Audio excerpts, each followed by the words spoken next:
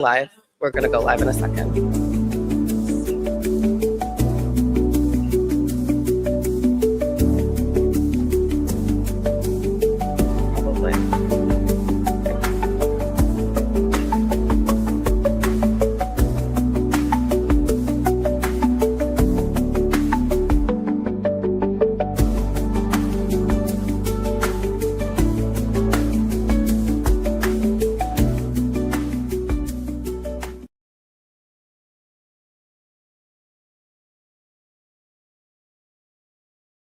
Good morning. Can you guys hear me? Let's start with that. Good morning. Anything from StreamYard? Substack? Good morning, everybody. Hi, besties. Hi, Sally. Good morning, Ben. Hi, bestie. Yeah? Hi, everybody. How are we doing? Good morning. All right, let's get this going. We've leaps and bounds since last week, what we've been able to do. Perfect. Good morning. We've done so many things since our first show last week. So, and also I'm so much more relaxed than I was. I'm in Nike slides and comfortable. Why? What's not happening? Hold on. Let me check with my tech, Erin.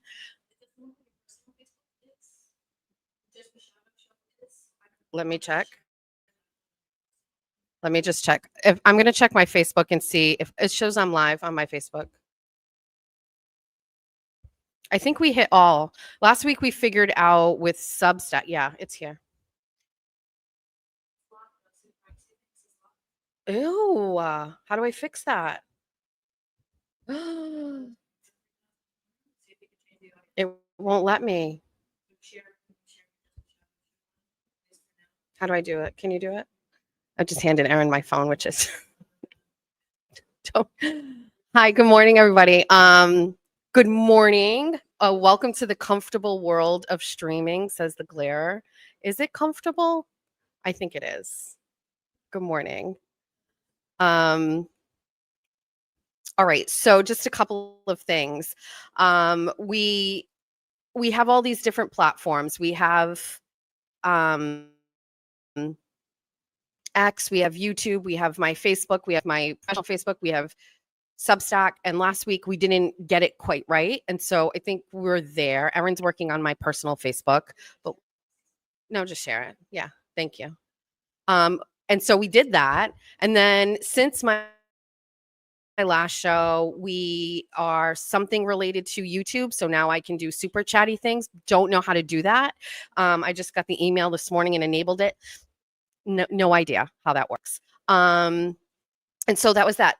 We had so many people watching last week, thanks to Kate Peter, who came on and gave us her best face and responses. That was a really interesting interview. I got some feedback from people. I just want people to understand, like, I absolutely know that I could come right in on Kate Peter and be like, talk to me about your parenting style. And that interview would end in about 5 seconds. So I think what I liked that I did with that is I talked, it was I think like a professional interview, and then I like gave it to the masses, and people like the Glarer did it and took the interview, and then like dissected it and gave his spin on it. Certainly a lot of the things he was saying I agree with, but I can't do that because there would be no way for me to like extract that content from her. You know what I mean? And at the same time too, like when you're trying to build a show, I've learned like I have to offer some sort of a style so that people will say yes. Because if on our first show we're going hard at Kate Peter, well, then there's no chance I'm going to get people who are villains to come on here because they're not going to feel comfortable. So I think the best way to do that is to go about it, get them on, have these conversations. I mean, one of my best moments was like, do you hate Aiden? Like, how much do you hate him? Like, I think that's interesting. So I know people thought I could have been a little bit heavier or harder on her, and don't think that I didn't know that. It's just, it was a different style, and I think it was worth it. So this week we don't have a villain on the show, by the way. Like we there's too much. We had to scrap some of the show because, as some of you may know, yesterday we got the 4,000 pages of Morrissey emails. We're going to go over that, but I can just tell you we had to scrap a couple of things from the show so we could talk about that. We do have a guest that's scheduled today, Sean Connell. He is the president of the Fall River Pride. We're going to have that conversation at 10. The guest I would never cancel. Oh my God. My camera just stopped.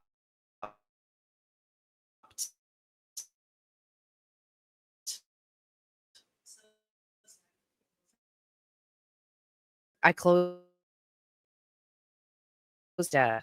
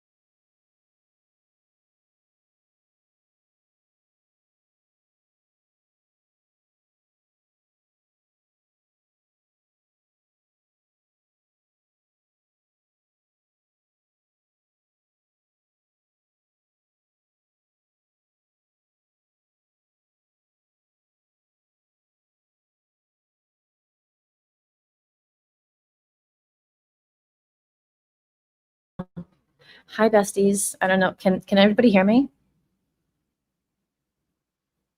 Because I don't know if I don't know. Can somebody hear me? So you're Erin? I'm Erin. I think they know I changed my name. Okay, hi. So they can hear me.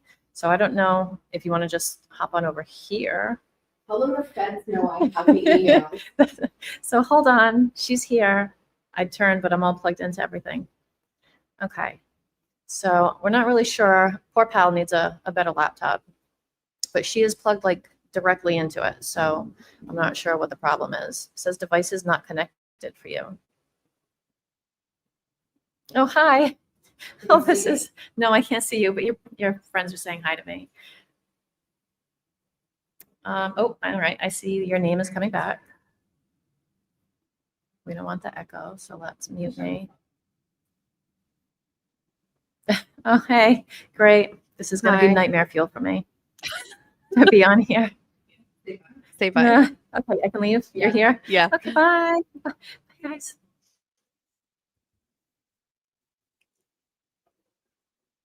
Okay. That was great, though, that you could say, like, stay on. Mortified.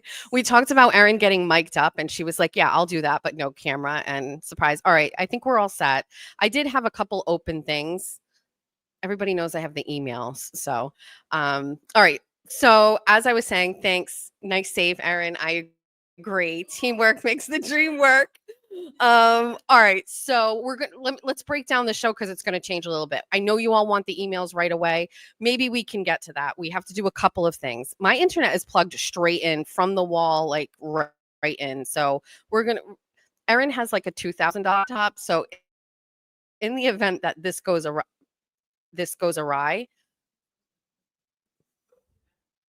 we're going to transition over to the fancy black one. You know those black Amex cards that are very heavy? Erin has a laptop just like that. I am shocked that this is lagging. We had absolutely every single time live. Something is weird. All right, so Erin, can we do the wheel? So yeah, let's do the reel. So for those of you who followed me during the Karen Reed trial, we did a randomizer in order to be decided whether or not we get into court. We used to have to fight for our place in line, and then the court system decided to come up with this plan, and they were going to do a randomizer. We never saw the randomizer. We never it was never done in front of us. We have no idea, but the court did a randomizer, and so we're going to do a randomizer on what we're going to talk about today. And I'm going to actually lose my mind that this screen keeps lagging. I'm going to die. Erin made me a randomizer of what we're going to talk about today. And it's all Morrissey emails. So can you just push play and see what we're going to get first? Perfect. Perfect. Morrissey emails. This is exactly how they chose who went into the courtroom to cover the Karen Reed trial, by the way. So we're going to do emails today. So we're going to do show and tell. Also, we have an issue. Don't send me anything else. Apparently, I never alerted the post office that I actually exist here. It's on brand for me that I just assumed the people delivering mail knew I existed. And so packages were attempted to be delivered to me. Some got sent back. Some are being held at the main post office, which I have to go to on Monday. Some people hand delivered items for me at my home. I don't recommend that. So we're going to get a P.O. box because there are a bunch of people that send things in there in transit, and I apologize. I just assumed that everybody would be okay knowing Jess Machado show is here, and they would but they didn't deliver them. So we're going to do an unboxing, but we have to put it off because we had things that just aren't here yet. But last week we talked about this small habit I have of taking things from places because it's special. It's mail fraud. And so I decided to bring some of my trinkets and show you as a show and tell. We're going to get to the Morrissey emails. So we're going to do this. We're going to talk about a couple of housekeeping things. We're going to do the interview with Sean, and then I'm going to give you all my time for the Morrissey emails, whatever I was able to go through last night. And I'm going to give all of you a present at the end. I'm going to drop the Morrissey email files and give them all to you. That is the essence of a true public records request. And so the public should have them. And so at the end of the show, I'm going to drop a link in the comments, or Erin will drop a link in the comments, and we'll give them to you. I need to make sure I can do that, so we're working on that, but we're gonna give that to you. So let's do a little housekeeping things. First and foremost, you can view this on Facebook. You can view it on YouTube, X, StreamYard. If you could share those for me so we can kind of build this base. Last week we got 5,000 subs on YouTube, and that kind of opened up this whole thing for super chats and thingies like that. So yeah, what are you doing? Are you playing this? No, yeah, if you want to, it's okay. I want to do those housekeeping and advertisers too as well. So that's that. And so the YouTube thing I think looks a little bit better and professional. I don't know what super chats mean and all of those things. I'm being told I can't share all of the records yet, so we'll wait on that. Okay. And I appreciate texts from people that are making me uncomfortable. Not the person who just sent that. I should not look at my phone during one of these lives. Okay, so that's where you can find me. Second, we have a bunch of advertisers who make this show possible. Can we do that screen? And so these people really essentially make everything possible here today. So let's pull those. Maybe.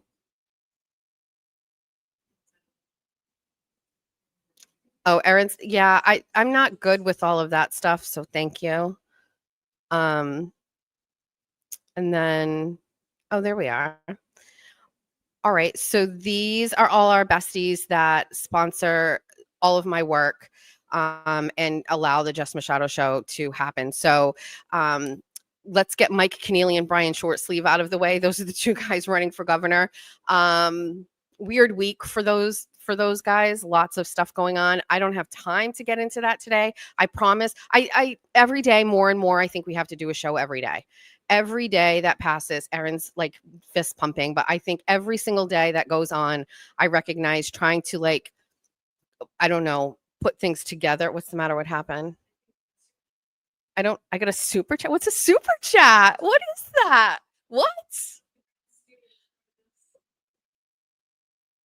That's so fun. Thanks, bestie. I don't know what that means. We're so weird. All right. So, but every day that passes, I have to try to like condense a whole week's worth of tea and information, and I can't. Why are you laughing? And I can't condense a whole. I want to talk about Mike Keneally and Brian Shortsleeve. I want to talk about this whole thing. I'm Mr. Monk's understudy. I don't have time, and so I feel like we've got to do a show every day. It's just there's not enough time. So Mike and Brian are running for governor. We've got to talk about them, but they sponsor my work. After Hours Collision and Repair. That is they're a business in. I think it's in Taunton, but they were one of the first people that messaged me and was like, yes, let's sponsor you. My friend Amy at Silva Funeral Home, Amy is my bestie. Amy dropped off an unboxing item. I may unbox it today. I might not wait. And so she dropped off an unboxing. Nicole Sliney, you know what I was thinking about this morning? I was thinking about like all my advertisers and talking about them. And I just want to drop a picture of Nicole Sliney. I'll get one maybe like when we take a break, but she's so pretty. Like, and everything, her aesthetic is so great. So if you're like trying to figure out like her website is gorgeous. Yeah. I figure like, I don't know, if you're like trying to buy a house or you're like selling a house and you need to like make a decision on how or why, like just go with the girl that's pretty. Right? I don't know.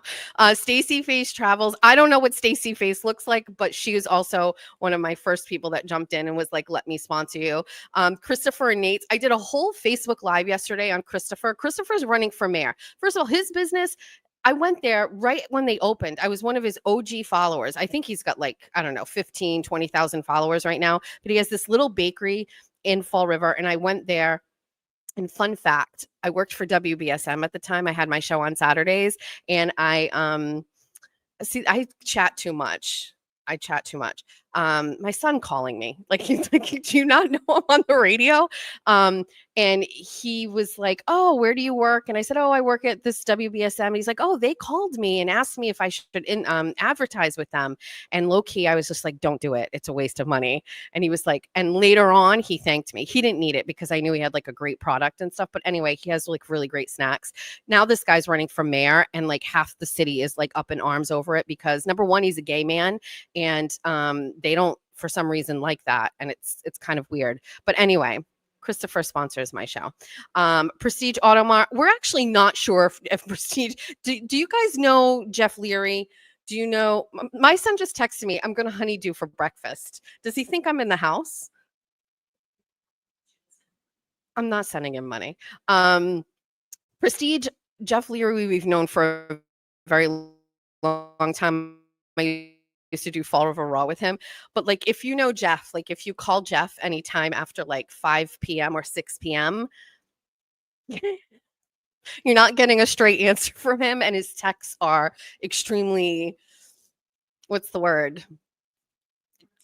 Hard to comprehend. And so we actually cannot get a commitment from Jeff. We got a commitment. Yes, I'm going to sponsor you. Yes, yes, yes. And then when we try to talk to him again, it's after hours and we can't talk to him. Attorney Rena Brown is in Fall River. She's amazing. Can I just tell you a story about Rena Brown? She's like a public defender. She has her own business, but she is one of those people that stands around and waits for them to get called to defend somebody who needs an attorney right away. And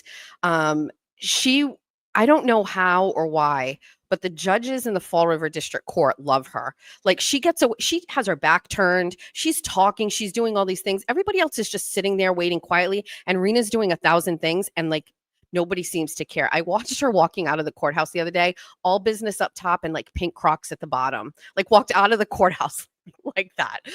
So that's attorney Rena Brown. And Powerhouse Remodeling, Roland is like one of the most, he's such a hustler. His wife does real estate too, but Roland, I don't even know how he does what he does. He knocks out these projects all the time. He's moving to Florida though, because he's so tired of Massachusetts politics. And so anyway, he'll be back, I think. But anyway, he's great. So those are all of my Jeff is a great guy. He's supporter forever. He is. But like, have you tried to talk to him after he's like had a couple of beverages? It's impossible. It's impossible. So those are all of my besties. And I appreciate them all very, very much. And so I think I've got all of the housekeeping stuff out of the way. Erin's asking a question to. Okay.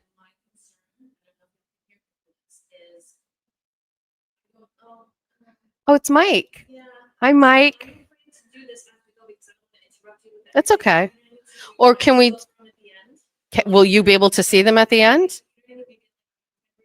So Erin's asking, like, she doesn't want me to do super charts. Oh, so then we can go back and read them? Yes. So I think they do that. Okay. Hi, Mike. Mike Urban's great. If you haven't followed him, you should. You know, sometimes when I say he's on the wall here, because I took that picture from when we were speaking. You know how sometimes I say I wish there were like five more Jess Machados to do digging and to ask questions. Mike is one of those people. So even though we don't work exactly together, I trust that all the work that Mike is doing is the same style of work, and he's digging and looking into things. He makes those connections online like I do with public records requests and money and things like that. And so I love Mike. Jack Gately is another one of them that you should be following. He's also Jack. I really like Jack because Jack is not lazy. He doesn't so he likes to go out on the ground. He likes to go to places, drive to places, take videos. Not my cup of tea. And so I like that he is offering like that other style of reporting where he like actually goes to places where I usually am just like digging around the phone and things like that. So but love Mike, love Jack, and I know I'm forgetting a couple of others, but there's not a lot of us, unfortunately, to do all of the work. So those are all the housekeeping things. Oh, thank you. These are where you can find me, all of the places. Everything's consistent thanks to Erin, Jess Machado Show for everything. And there, those QR thingies, you can do that. So I really appreciate the support. This is my full-time job now. That's it. Like I'm all in. No more thinking like I can go get another regular job and go work at a courthouse or something like that. By the way, congratulations to my twin sister. I know everybody can't believe I have a twin.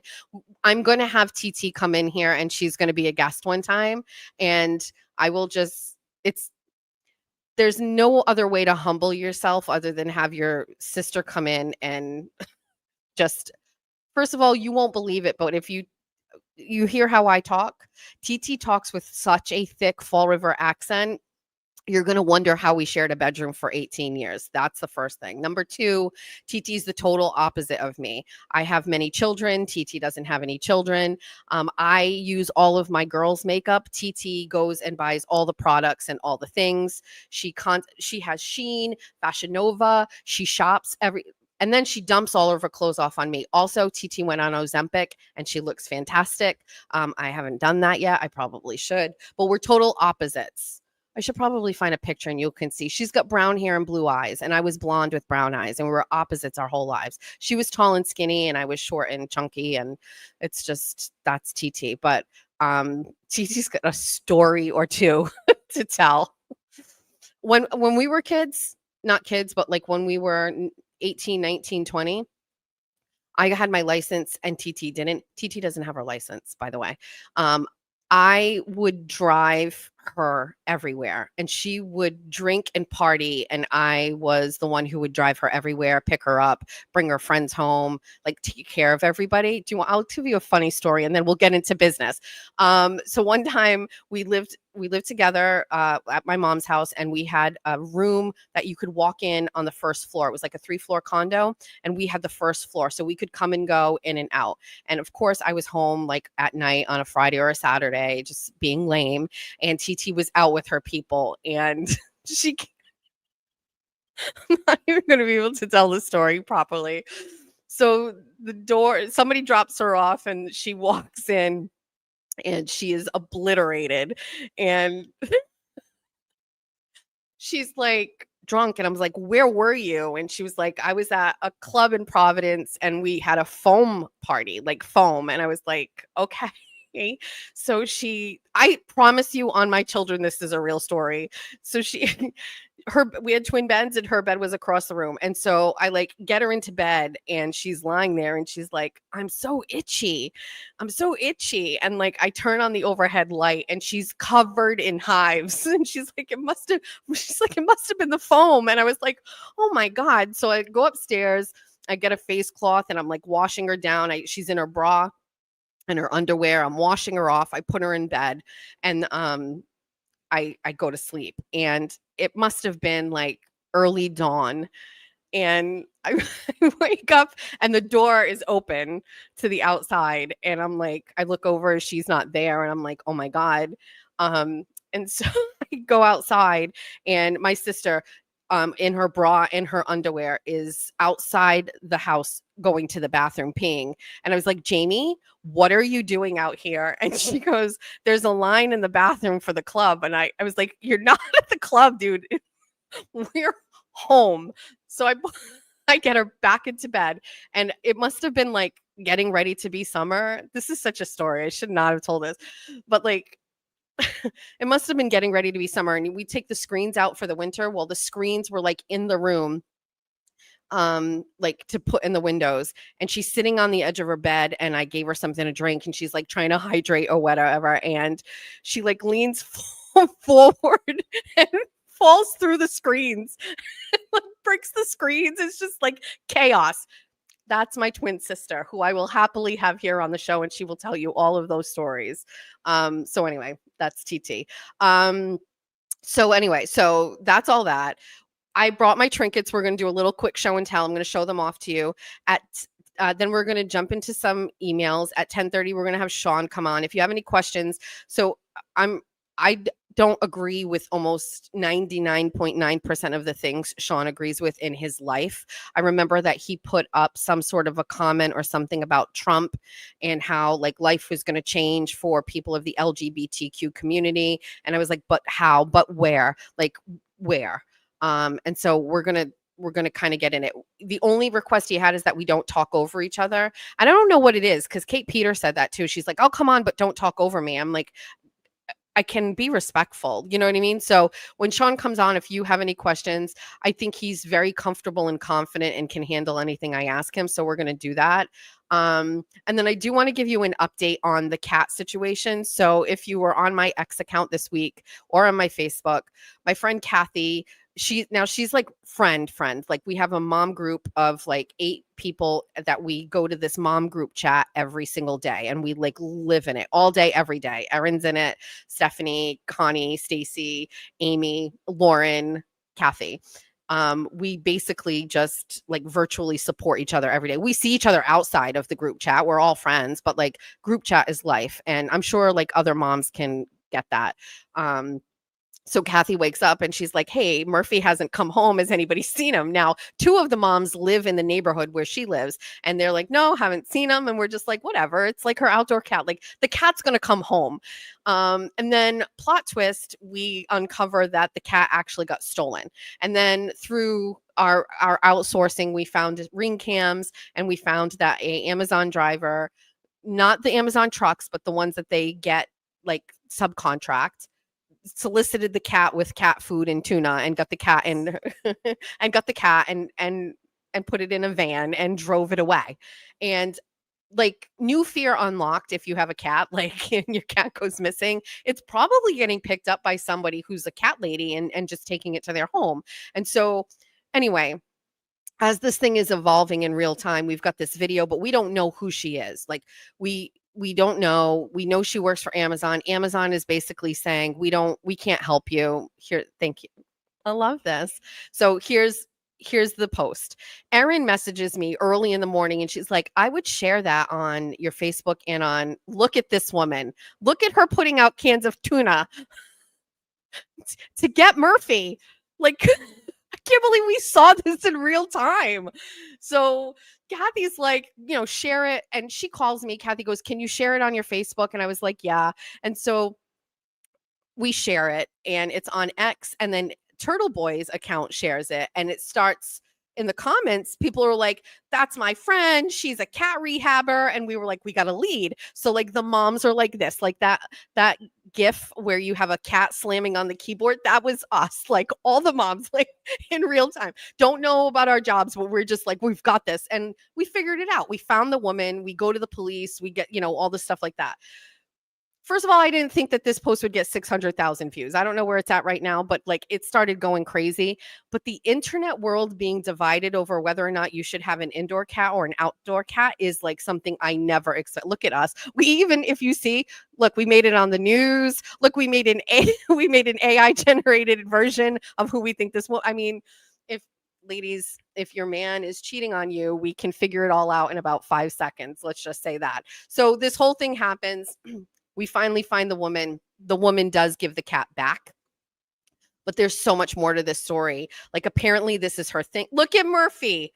Look, he's 18 years old. He doesn't need to look like he's Stephanie from Brockton stole.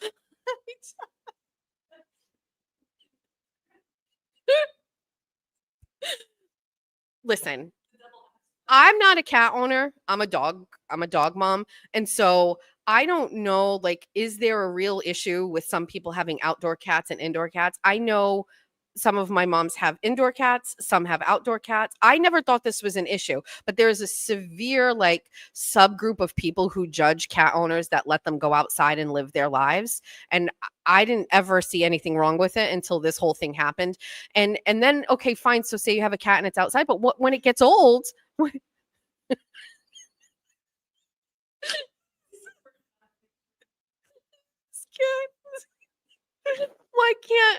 happens when he gets old? He's not young, but he's still an outdoorsman and he wants to live his best life. So why does this woman think that he needs to be rescued? Ever see that story where it's like a cat and a woman like rescues him, but his internal monologue is going and he's like, I missed my family. Like they just take him. Like, who is she? And then 2 days, and she tried to shave him and she didn't want to give him back, but like, and then she had such an attitude. Like she inboxed somebody and was like, if you want your cat back, take better care of him and blah, blah, blah.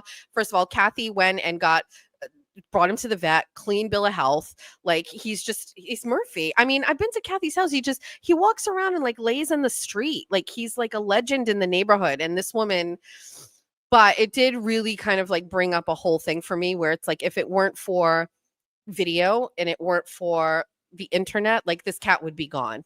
And then the next day, a woman posts in our Somerset town group, my cat went missing. And we were just like, maybe Stephanie from Brockton has it. Did you get an Amazon delivery? So Murphy's home. He's fine. And everything's fine. But I can't believe how divided the internet is over this. Some people think that the cat deserved to be taken. Some people don't. I did speak with Kathy this morning because I was going to have her on the show today, but it's her son's daughter's her soon-to-be daughter-in-law's bridal shower today, so it didn't quite fit. But she said that she went back and spoke to the people staying at the Airbnb who actually spoke to this woman, and she said that she takes cats who need help. She's an at-home rehabber, and that she had 20 cats, and that the Board of Health in Brockton said that she needed to give up 5. So essentially, this was going to a cat hoarder situation, and we saved Murphy from, can you imagine? Living out in the wild and going into Kathy's house 2-3 times a day to get a meal and to cuddle, and then being taken and putting in a car. So he's back and he's home and he's fine. Do you guys want to go through some trinkets and then we can get through a couple of other things, and then let's do trinkets. Okay. The very first trinket that I have. So if you didn't listen to the last show, I take things of very small value from places where I go, whether it's a business, a restaurant, a bar, or a friend's house, as a memento. It's like a little, I don't know. Like my biggest fear is that I'm going to lose my memory and I won't be able to remember things. And so with little trinkets, I'll be like, do you remember the time? Also, if you can't tell, I'm like a really great, like I'm maybe not a great storyteller, but I love to tell stories.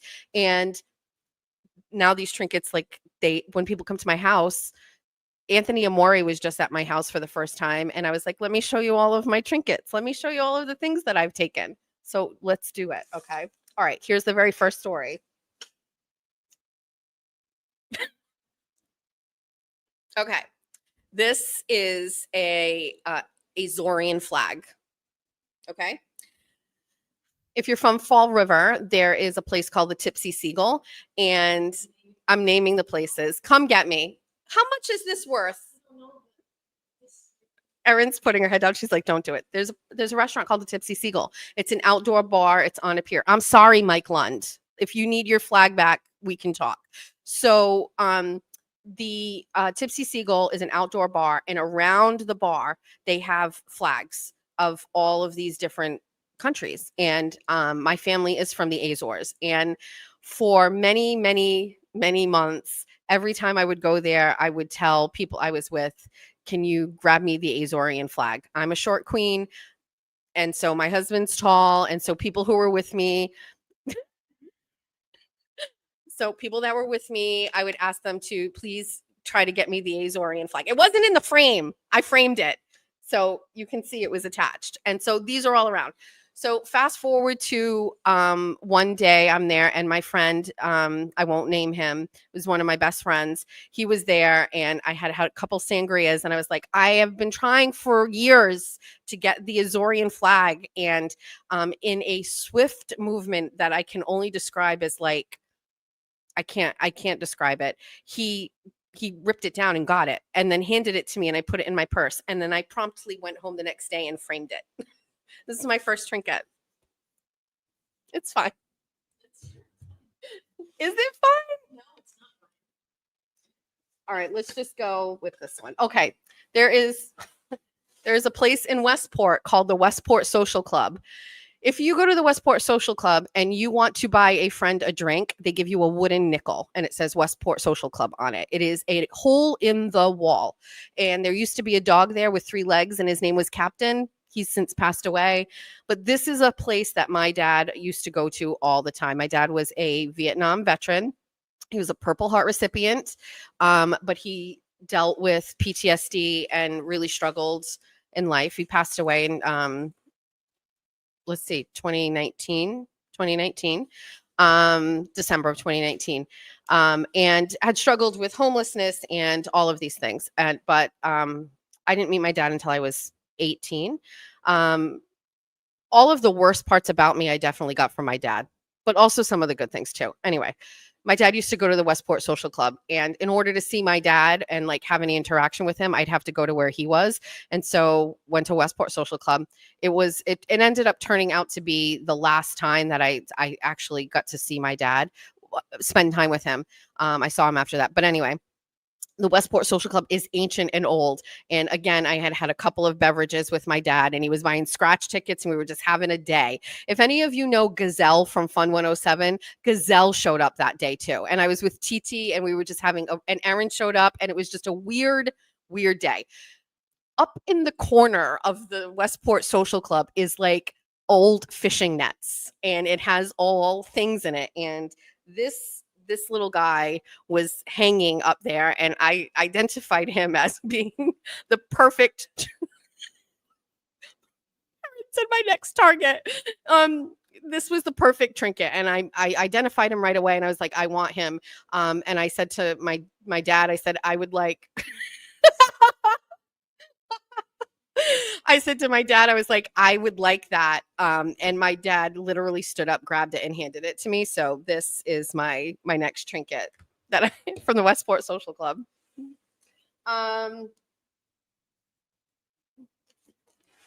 One time we went to a house party at my friend Stacy's house, and it was actually her parents' house. And I just stole this magnet clip from the refrigerator. I also turned all of her trinkets around facing the opposite direction at her house. There were all these trinkets on the window, and I just thought it was obscene. And so I had them all turned around and facing the opposite direction. We talked last week about Dublin Rose, and this is the sangria tap that they gave me. Many sangrias I had watching football games at Dublin Rose, and they gave that one. I did not steal that one. Thank you very much. I was at a campaign meeting at a friend's house, and they had a Christmas tree that they changed for the seasons, and I walked out the door and stole this egg ornament. They don't know, and they won't be watching this. So there's that. Another business owned by the people who own Tipsy Toboggan, Tipsy Seagull, is the Tipsy Toboggan. They've since sold it, but they have these bottles and they put water in it, and that's how they give it to you at your table. And I just thought this was so charming, and it needed to come home with me. So this maybe has a little bit of value, but it's nice, right? Like, so can this doesn't fit in a purse. So this was a challenge. So there's that. Listen, this was just an accident. This is an Applebee's glass. I'll bring this one back. I don't need this one, but that one was an accident. Trust me on that one. What else do we have? A couple more trinkets. Oh, it says reserved for Jessica and Jeff, 6 p.m.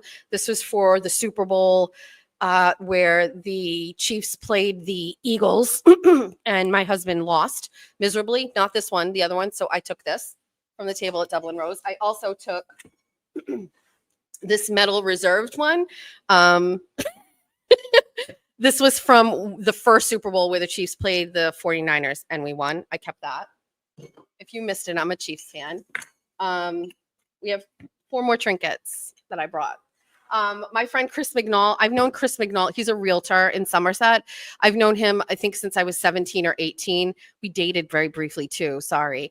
And anyway, he owns a business in Somerset, and my daughter is actually buying a house, and Chris is like helping her.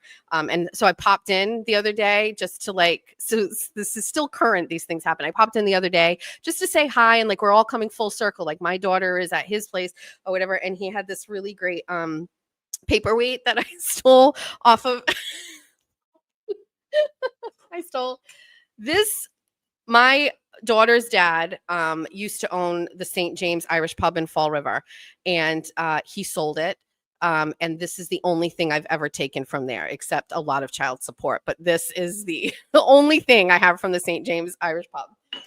Okay, last 2 things. Kathy. Kathy, yes, the same Kathy, Murphy's mom. I know how long you looked for this for this item. I also know that many times you asked the group chat about it, and I lied and I told you I'd never seen it. Why would we take this? It is, you can't tell, but it is very pretty. It's like a golden amber, and you can spray your plants with it. And I just loved it. And I took it, and that's it. And I'm not giving it back.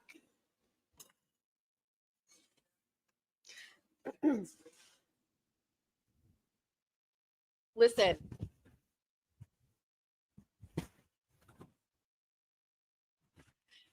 There is a video, and I will challenge Erin to find it, of us driving home from the Tipsy Toboggan, and this flag is flying out of a sunroof on my birthday. So we are big with birthdays. We always try to go out and celebrate. We've had some pretty epic birthday celebrations. My birthday's in March, and so it's not March 15th, so I expect gifts.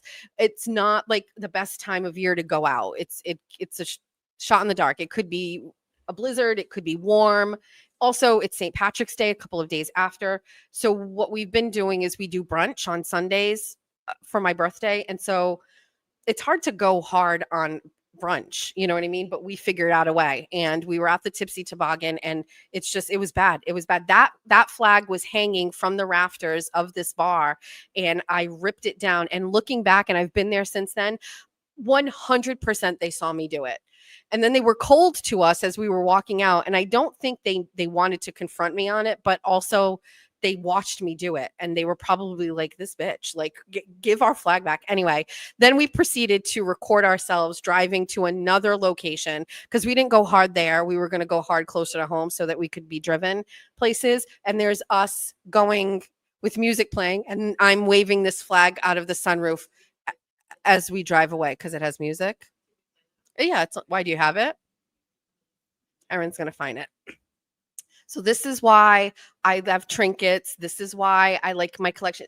Those are all memories and stories, and they'll never go away. And I feel like if I ever lose my memory, I will remember the day where we stole the Irish flag from the Tipsy Toboggan and then drove with it out the sunroof with like music playing. And so those are all my trinkets and all my things. And that's why I was thinking of the idea of the unboxing, and then people could send me things and then we could open them, and that would be the thing.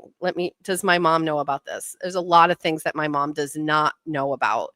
I'm sorry for all of this stealing. Let me read a couple comments and have a drink. Can't do it? Oh, I just paused myself. I did something wrong. Okay. So anyway, so that's, oh wait, can you get me that box? Yeah. Yeah, I'll unbox one item. My friend Amy came to my house and delivered. She's in the mom gang as well. And she brought me a box. And so let's unbox it together. You should be adding trinkets instead to play. Somebody said that last time. So wait, are you saying I should, what's that called? A geocache? Yeah.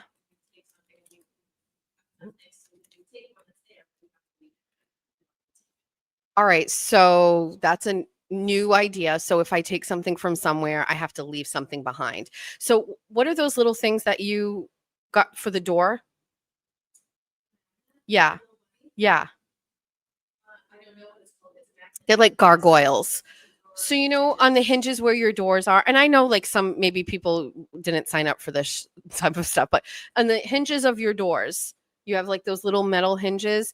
Erin found these small little magnet animals. They're like metal, and they sit on the top of those things. And she gave me a bunny, and it's on the door in my dining room.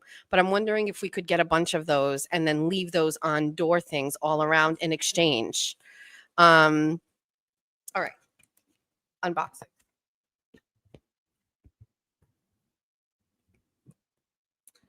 It's a cup that says the Jess Machado Show. Wait, but you can't see it. But it has a crab stabby, and it says bestie. Wait, how do we? Thanks, bestie. I love it. That's great. All right, so there's that. Okay, where are we at? This is not how stealing works. I'm sorry.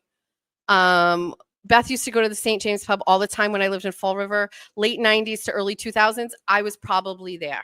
That's how I met my baby daddy. I used to waitress there. I used to work at the Belmont Club across the street. And then so Sunday, Monday, Wednesday, I was a bartender at the Belmont Club in the late 90s, early 2000s. And then I would waitress across the street at the St. James on Thursday, Friday, Saturday. We need merch. We have a merch store. We have a Shopify. I have to get, Erin is like my behind the scenes person, and I didn't want to burden her, but I do have a Shopify link.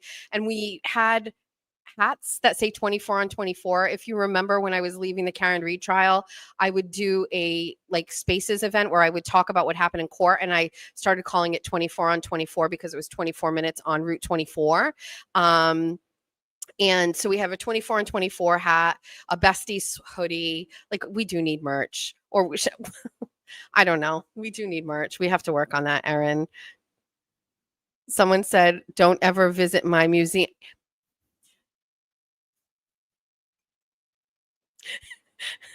For those of you who don't know, Anthony Amore is the head of security for the Isabella Gardner Museum, and they notoriously had paintings and items stolen from there. And that's very funny. I would never steal from a museum, Anthony. Let's be serious. Stickers, somebody wants to. Can we steal merch for you? I do not encourage anybody to steal items for me. Don't do that. Erin is working on. Erin's going to work on merch for us. Hey, besties, come and get your trinkets. Stop. Okay. Thanks for participating in my show and tell. We got all of that out of the way. Okay. We need stickers. Erin's working on it. All right. Does anybody have any questions for me before we talk about a couple of things? Welcome to Trinket Town. Wait, what was my favorite one that somebody said? Sticky Mitts Machado. Absolutely favorite nickname of all time. I'm a big nicknamer. I love giving people nicknames. This is how like the whole besties thing started. I have it. So I'll give you a little history. So I had a show on WBSM and it was a radio show on Saturdays. And I remember not knowing what to do. And somebody who works there, Phil, who doesn't work there anymore. He was like the morning mayor. He said, you've got to have like a closing statement or an opening statement, like say something at the end of your show every single solitary time, some sort of a thing. And I was like, I don't know. And I had a friend who I called my bestie, and I only had one bestie at the time. And I thought that would be a great thing. And so I said, hey, besties, and you're listening to the Jess Machado show, and it stuck. I miss it too, Ben. But this we're getting almost, it'll be just like that. And so I would say, hey, besties, and it kind of caught on. And the original OG bestie was very upset and said I couldn't call them the bestie anymore because I had given it to the world. And that's how besties started. But I love a good nickname. Like, I really love a good nickname. I have some really bad ones. People call me terrible, terrible things, but I like attaching nicknames to people. So what was it? Machado, what? Sticky Mitts Machado is such a great nickname. Thanks, Lacey. I don't know how these. So fun fact, every time I've been on a show, whether it was Turtle Boy, Mike Crawford, LTL, I've been on a bunch of other YouTube channels. All of this other stuff, I don't pay attention to. Super chatty things, I don't know what that means. And I know like you can do it. I don't know, but I promise to learn. I literally just got approved for it this morning, so I will figure that out. How to pin a comment. How do we pin a comment? Erin is asking. I'm sure you guys know. Okay. And I do have another person who offered to be a mod for YouTube, so I'm going to add them. And that'll make things like a little bit more fluid, I think. So as you know, we have this show, which I think we're going to bump to an everyday show. And I'm looking for feedback on when you think that should be. Ideally, I would like to do it like a 12 to 1 or a 12 to 2 or something like that in the middle of the day. Okay. Go ahead. Erin's going to pin it. So I think that's what we're going to do, but we're also going to do in-person interviews here in the studio. My first guest that we're going to have as an in-studio guest is attorney Kevin Reddington. So I have a list of people that I'd like to interview. Some people are not available. Some people are. Schedules. I wanted Anti-Woo Coalition for the longest time because I know who they are, but they are not ready to go public yet with who they are. And so that was like my number one. And so obviously I want Aiden in here, but I know he's busy and a little consumed with things, but Kevin Reddington was on my list. And so I cold called Kevin Reddington the other day. And I said, hey, bestie, I'm wondering if I do a show. And he goes, I know you do a show. And I went, what? And he's like, yeah, I watched it. And I was like, oh, so someone gave me advice one time and it said, if you say something on the internet, literally think that everybody has seen it or watched it. And so it's a good reminder that sometimes you never think that there are certain groups of people that are watching, and they are. So Kevin Reddington watches the show. He loves my stuff. He follows. He's a stalker. He watches some tweets and he was bringing up some things that he saw, and I would have no idea that he saw them. I was talking about them. And so he would like to be a guest. I asked him actually if he wanted to do like a virtual thing. And he said, no, he's old school and he wants to be in studio. He wants to come sit in that chair over there. So we're going to work on getting Kevin Reddington in here next week. tape that show and then drop that as an episode. And then we'll still do this show. So he's he's an attorney. I think he was Jen McCabe's attorney or someone's attorney in that case. I know Kevin Reddington from down here in the Bayou. Erin must have been able to do something because she's fist pumping. We're just learning so much. Look, oh, we did it! Yay! Yeah. Let's work together. Let's learn together. Erin just reminded me.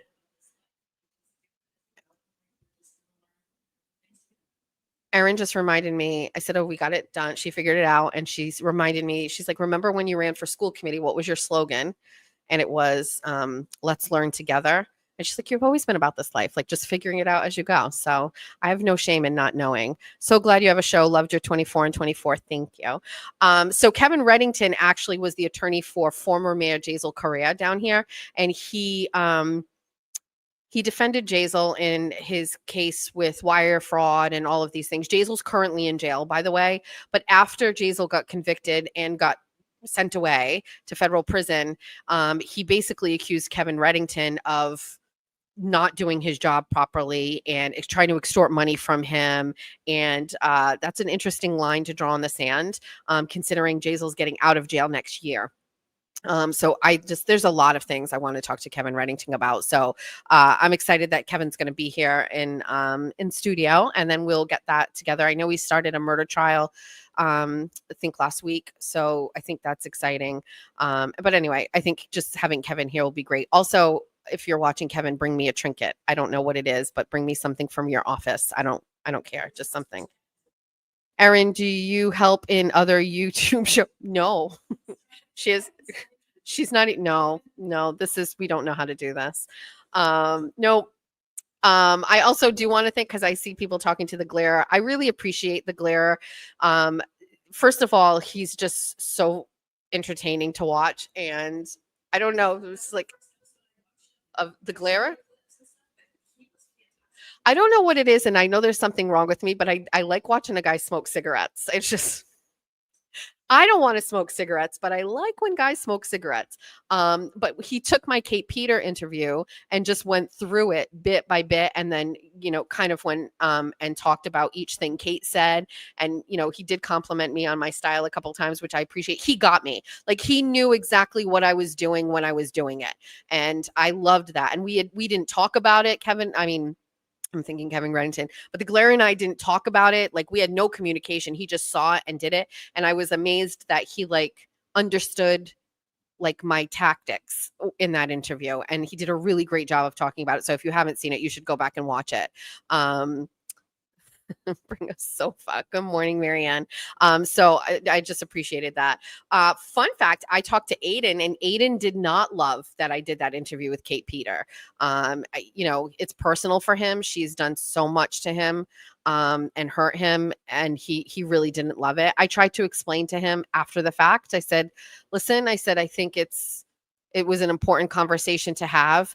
Oh my God, TT's there. TT. That's my sister, TT. No, I don't think she.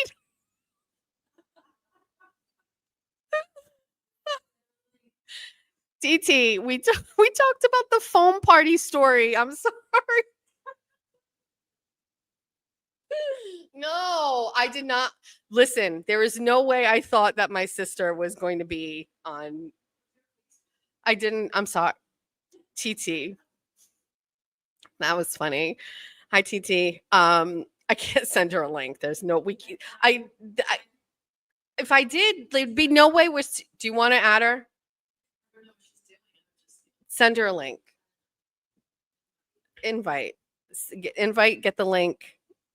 TT, she told us all the tea. Well, yeah, see if that, and then can you message her on Facebook and tell her she can do it just like a Zoom call, and she might do it. I don't know. Fun fact about TT has never not had a face on. She puts makeup on 24/7. I don't know. Maybe she wait. Here we go. TT's in the comments. Anyway, so I talked to Aiden, and well, first of all, I think people should know I don't text Aiden and say, do you think it's okay if I bring Kate Peter on, or should I bring Kate Peter on? No. Number one, he was on vacation with his kids. I wouldn't even talk to him during that time anyway. But for who I am and how I am, I really live by, like, I don't want people telling me what to do. In the same way, he doesn't want people telling him what to do. So I'm not saying I deliberately kept it from him, but I don't collab with anybody on what I'm doing on these shows except for Erin. And so I would never have run it by him. Did I think that it would bother him? I didn't, actually. I thought he would want to watch it and hope that she said something that could benefit him in his case. So that was my default emotion on it. And I maybe misread that. And I did apologize to him. I said, I'm sorry if that, I kind of like, I didn't really think that through. And he was like, it's not a big deal at all. But he did talk about it. He didn't love it. It wasn't a great interview. Listen, looking back on it, I watched it. It's very hard to listen to Kate Peter. It's very difficult to listen to her. And Erin's saying it was hard to sit here. While I was in it, it's a little different because I'm asking questions. I'm thinking about my next question. I'm kind of listening to what she's saying, but I'm going to say that, like, looking back on it, it's a hard listen. I'm not going to lie. There's a lot of things about things that Kate said that frustrated me in the moment, but even post production, that really stressed me out. But her voice alone was very difficult. And I also didn't pick up a lot on her movements and scratches and all of those other weird things, because again, I was like looking at things, and it's just, I still stand by my decision to have her on as the first show guest. But it's interesting. I want Lindsay Gattani. I don't know if she will ever come on here. But I would love to talk to Lindsay Gattani. I've been saying that for over a year. I wanted to talk to her.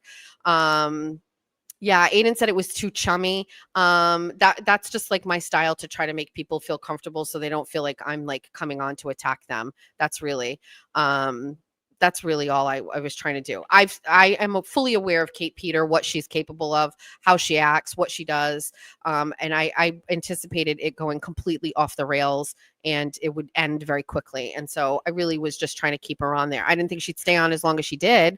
I didn't think Erin would hold me hostage and make me stay on as long as she did. But we definitely put in some serious time with Kate. So there's that. Do we want to look at comments? We're going to have Sean come on at 10:30. So just so you know, right after Sean's interview, we're going to get into the emails that we got.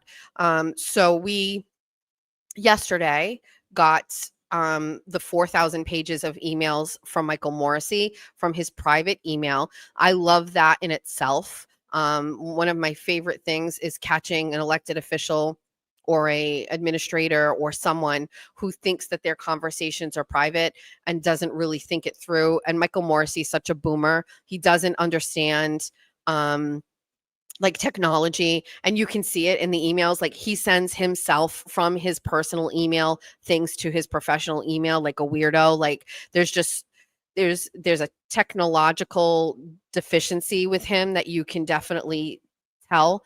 But I love the fact that, he probably in his lifetime never thought that these emails would be made public. And that we, not only are they public, but we've got them. I know NBC 10 got them, but like, just going to say this, like, I was here late last night. We worked to get things ready for today. We went out to dinner. We didn't have a really great experience. I won't shit all over them, but we weren't happy. Erin and my family, we went out, came home. While I was there, I found out about the Morrissey emails, and I was like, I want to go to bed. Like, I want to go home and go to bed. No, got my laptop and started getting the emails. So I saw NBC 10 had them, and I said to myself, and by the way, thank you to the bestie who Public Records requested them and then gave them to me. So this person had put this request in a long time ago, didn't get them. And then I think NBC 10 put them in, and then they got them, and they all got them at the same time, right? So this bestie gave them to me, and I started going through a couple of the things. NBC 10 was like, we're going to take the weekend and we're going to have a team of people. No doubt they're paying a bunch of people to go through these emails and look at them, right? I get them and I go, okay. So as with the shelter reports from the hotel shelters, I don't start at the top, I start at the bottom. So when everybody opens up that doc, they're starting on page 1 and working their way down. I scroll all the way to the end. I go to page 4102 and I start there and start working my way backwards. And then, like, just because of who I am, I'm like, I want to like experience this with my besties. So I started a thread on X and I said, let's just do this in real time.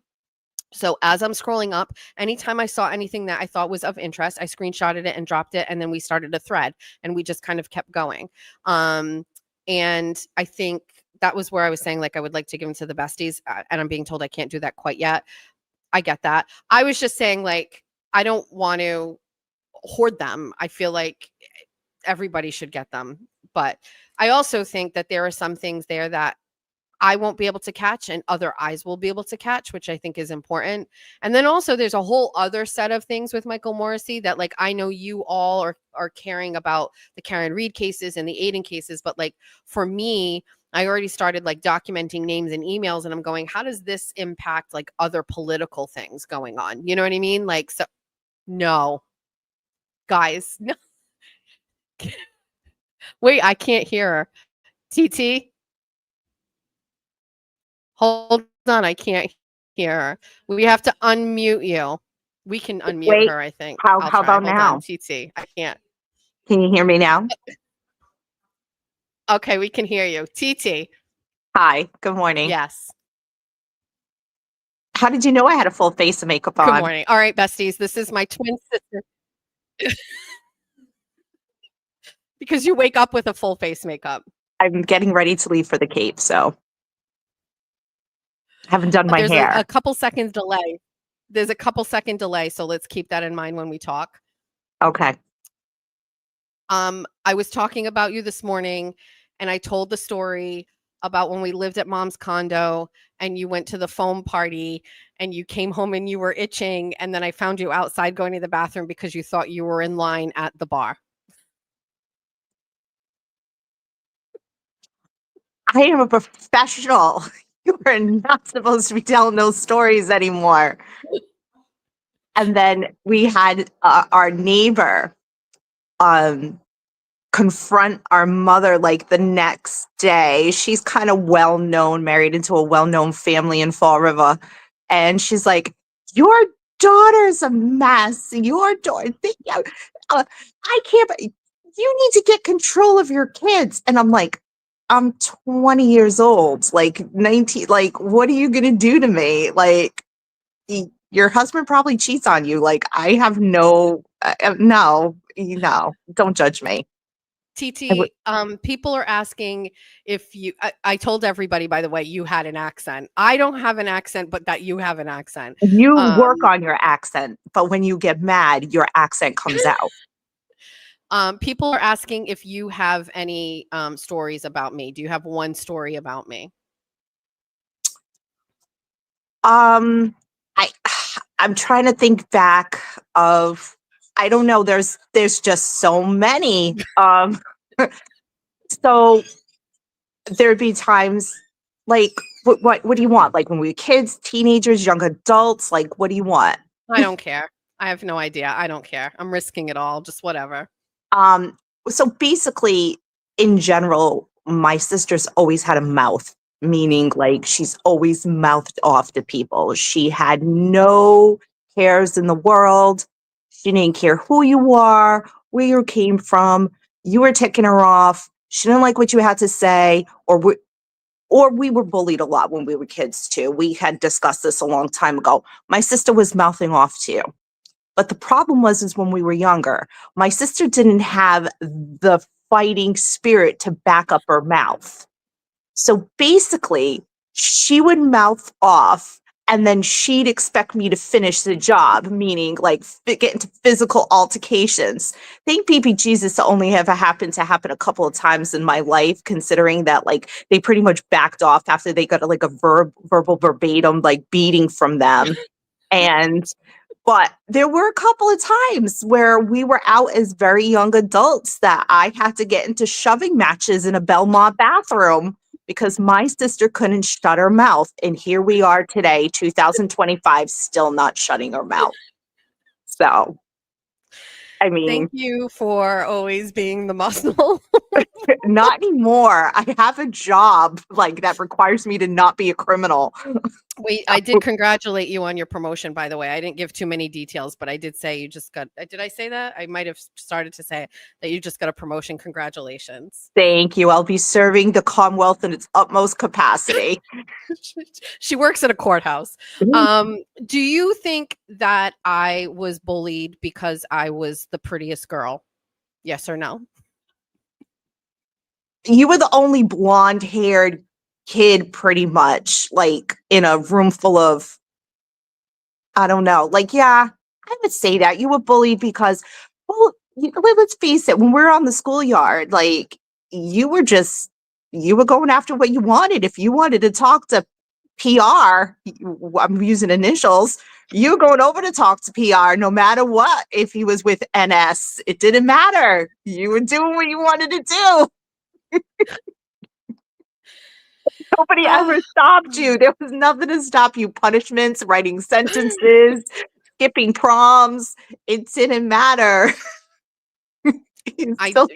TT said writing sentences, just so you know. We'll do we'll unpack the trauma of our childhood like at a we'll later have episode. to do a whole student. I want to sit on that couch, that chair right there, and unpack a whole trauma session. It'll be our therapy. But I used to get in trouble a lot when we were a kid. Look, somebody's PR in NS. When we were kids, I got in trouble all the time, unfairly, unjustly. I was just living my life. I was not a bad kid, like at all. In retrospect, now as a parent, I know I was not a bad child at all. But one of the punishments that was levied upon me frequently was I would have to write sentences. So that's what she's referencing. I would get yellow legal notebooks left in my room with a sentence at the top and times however many I'd have to write something. And I would be locked in my room having to write sentences for forever. And I was your accomplice there. I was never like involved in everything, but I always just happened to be there because we were twins and we were like our only friends sometimes.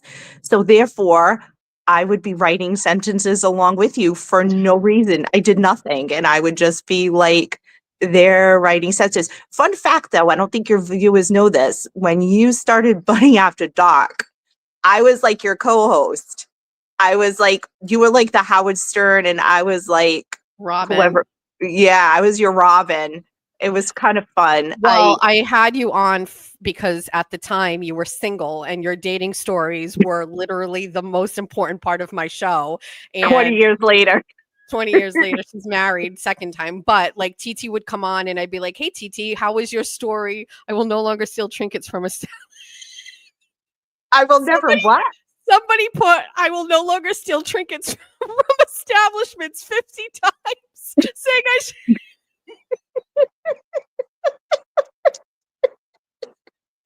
We never stole. We never stole. I hate thieves. We never stole.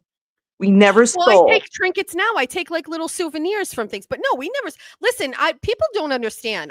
We went to Catholic school, but I didn't. No, I did not help her steal trinkets. We didn't steal. We didn't drink. We didn't do drugs. Nothing. So square. So square. The worst thing I would do is try to like talk to a boy on the phone after school. Or I would want to wear like my Clinique red berry lipstick and have my hair higher than Jesus in the heavens. That would pretty much be it. Like I would want some like grape like hairspray and like put my like, remember the time Mom like said our hair was too high and she literally locked us in the car and said we were not allowed to go into the supermarket with her because we embarrassed her. It's like, what a time to be alive. Trauma. All right. So anyway, TT, where are you going? Is there a festa near you today that you're going? No festa. No festa. Festa season is wrapping up. We have Kennedy Park and then we have Fairhaven and then another festa in September. But no, today, this old Portuguese Nobody couple loves a Portuguese feast more than TT. Just saying. Has my heart. And wherever Mark Dennis is, I am. So... no, today this old Portuguese couple is hitting up Hyannis. So we're gonna go and be proper wasps and wear our J. Crew and like shuffle around and pretend I'm Jackie Kennedy reincarnated. TT. All right, right. TT. I appreciate you jumping on. I knew you'd have a face on 10:15 on My a hair's Saturday. not done though. My Full hair's face. not done. I can't believe I'm on a show where my hair's not done, but that's fine. Everybody loves you. We'll share the comments with you later, but you'll have to come on and do another show. And Listen, I'm all for the whole 2-hour segment of unwrapping the stories of our childhood. I think it would be like a top 10 hit, personally. I remember one time you came on Bunny After Dark and I asked you about like your most recent dating experience, and you had met someone on Plenty of Fish. So yeah. And you met him in a safe space, like a Dunkin' Donuts on Milliken Boulevard in Fall River. And he came back to your apartment and he was wearing satin underwear. Yeah. Where is he now? I don't know. Lost in Pawtucket somewhere. I have no idea. But apparently, I was not the only woman he did that to. Actually, you got the story wrong. We were dating for like a month, going on dates. And then we decided to like, okay, it'd been like a month. And yeah, I'm a proper young lady now. I cannot divulge these stories 20 years later. We're going to drag you, Jamie, next time. Do not drag me down in the mud. Don't. There's just so many. I didn't can't. expect TT on here today. This is very funny. Didn't expect to be on this, so like no, like I have blush on. I have NARS blush on, but underneath the NARS blush, I'm blushing more because I'm proper. How much money did you spend on Shein this week? Just asking. None. Why? Not because a of the thing. tariffs? Like the Trump tariffs affected your ability to shop for Shein at Shein? Abso-freaking-lutely. I still voted for the SOB, but we could talk about that too. Jamie is a raging liberal. No, I'm not a raging liberal. Ruth Gator Ginsburg died, and you put like some montage up about her. So see, this is where you get it twisted. I left the Democratic Party a few years ago because it is too far left for me. There is no place for conservative Democrats in this day and age. We need like our own other party. So therefore, I am registered independent and I voted this time Republican. For who? Just say it. I voted for Trump. Thank you.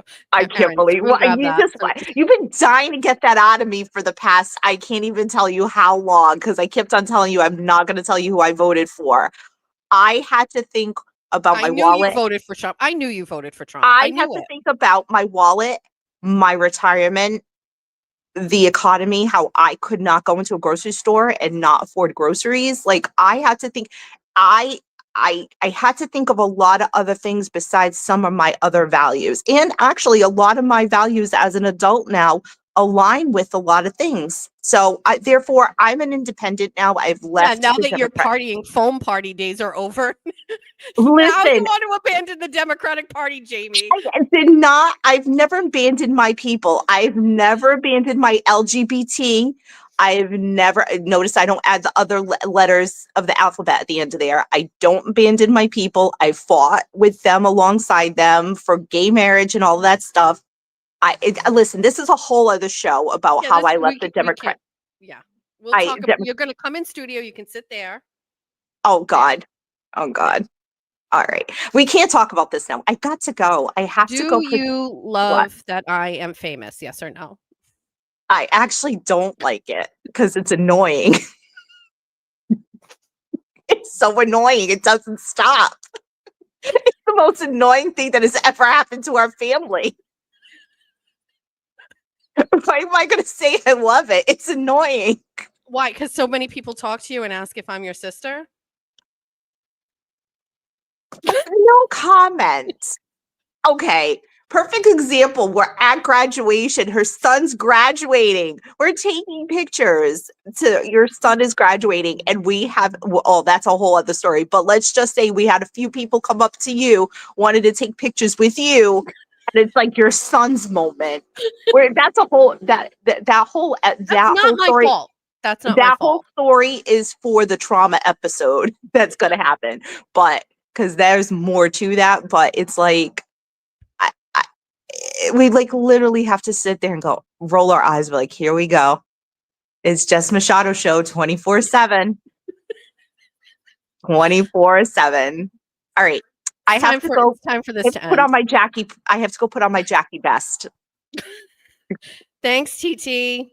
Goodbye, everyone. Take care. Have a great day. How do I get out of this? Erin will handle it. Thanks, Erin. Bye. That's my twin sister. Shared a womb. By the way, fun fact.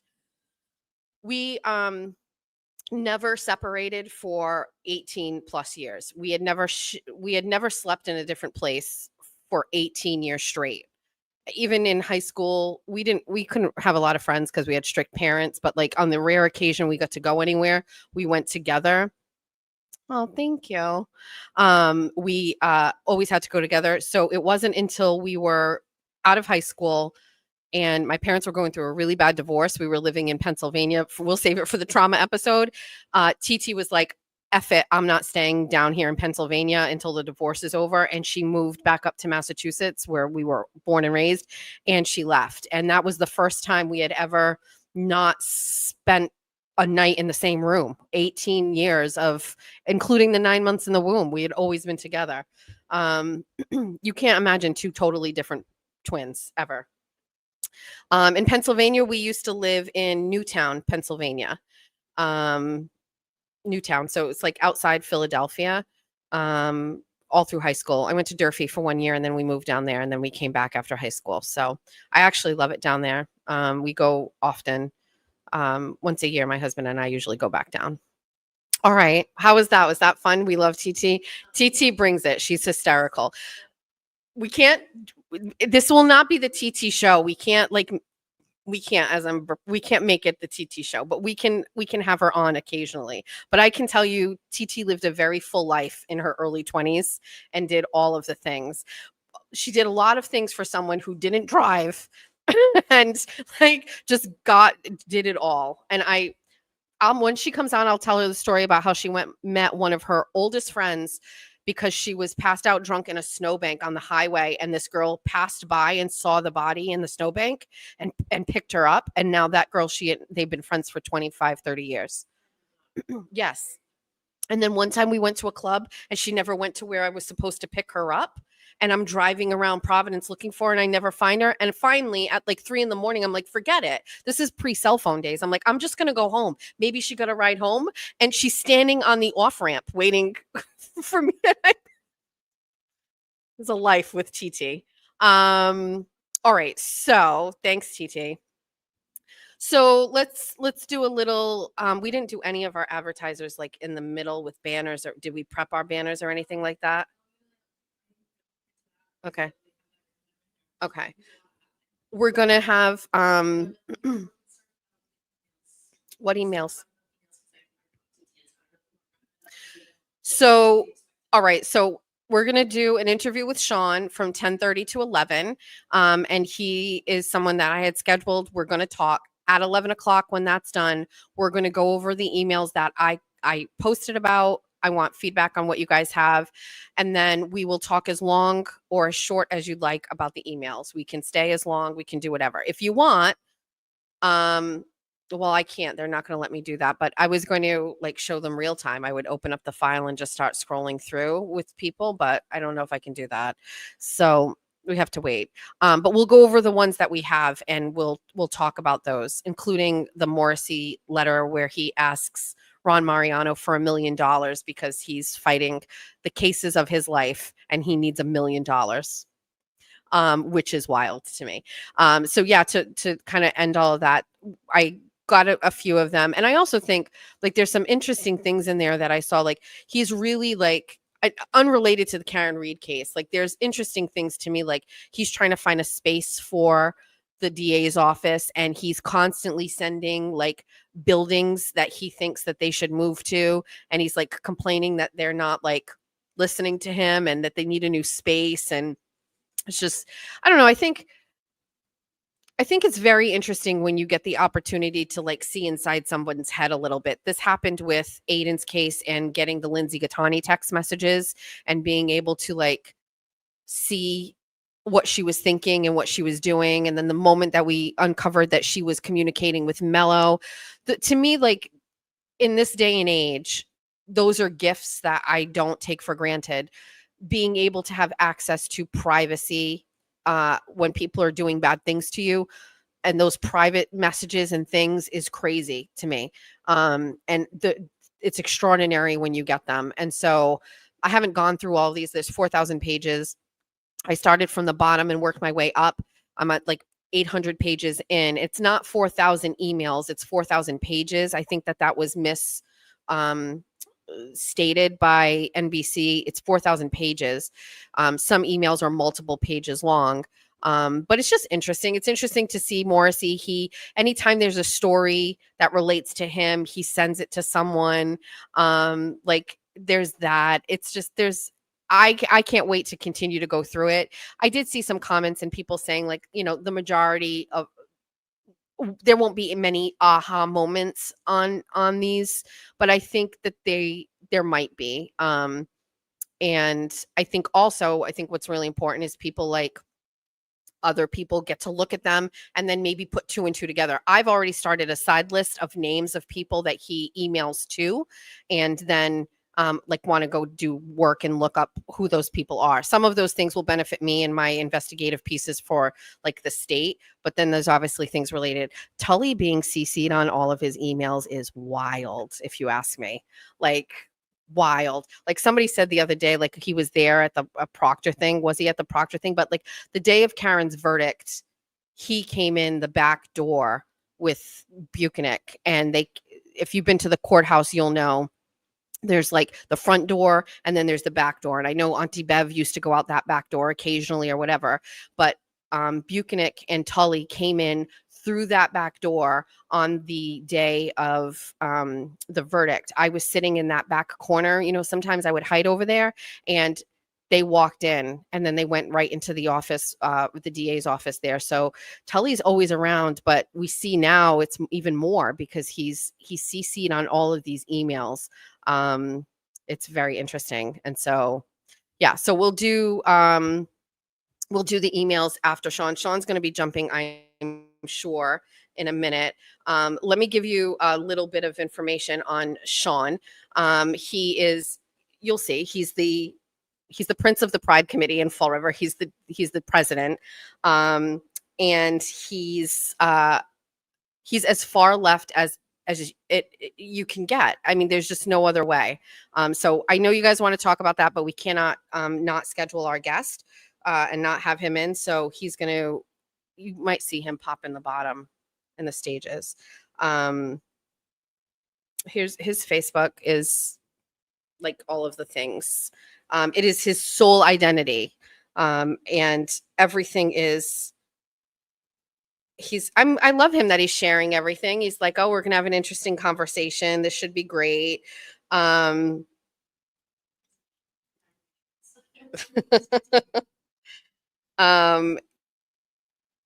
He is the assistant director of the Pride Center at Bridgewater State University. That's a new job for him. So that's very exciting. And we'll talk a little bit about how I met him and what he was doing when I met him. But he is very opinionated about Trump, conservatives. He doesn't like me, like in what I stand for. I can't say that I like what he stands for either, but we're going to try to have a conversation about how to get through that.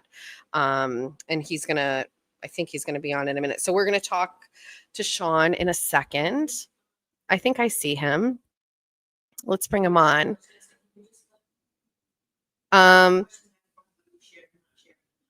Sharing the emails. So I know that I originally said that I was at the end of the show going to drop the link to all of the emails. The person who submitted the public records request texted me and said, asking me to hold off. So I'm going to hold off. Now I will continue to go through them and over the weekend and put out what I have. But as of right now, I'm not going to be able to drop the link. So just for some clarity, but let's get to Sean because I know he's waiting. You want to bring him or I'll bring him? I'll bring him. Hi. Hi, Jess. How are you? Oh, just living the dream. Sean, we met several years ago because I heard, and I was a host on a radio show. I heard that there was going to be a drag queen event at the library in Fall River, and I was getting messages from people saying it was mayhem there. There were hundreds of people, there were protesters, there was Antifa, and so I had to get down there, and I showed up at the library, and before I went outside, I went inside, and you were dressed in drag as a pink princess, and you were reading to children. So let's start with that. What was going on at that time, and have you done drag queen story hours since then? So to put a couple things into context here, that was our 12th drag story time that we had done. We had done 12. I think we had done 10 the year before. I find it interesting that you mentioned Antifa, but not mention the actual literal Nazis who had protested us the month before. This is not like I disagree with you Nazis. Like I know those types. That's not what this is. This is self-proclaimed NSC 131 actual Nazis who held a giant banner that said all drag queens are pedophiles. They screamed in my face, telling me how I should kill myself, that I'm a disgusting faggot pedophile child groomer who shouldn't live, who shouldn't be near children, all of this. So the one that you came to was then the counter protest to their protest from the month before. And that was a celebration and a show of support to say drag queen story time is not this devil, pedophile child grooming thing that these Nazis, actual Nazis, were protesting the month before. And not for nothing, when they showed up at ours, the next time they drove by and they ended up going to Taunton's drag story hour, and they harassed and went into that drag story hour and harassed the drag performer there.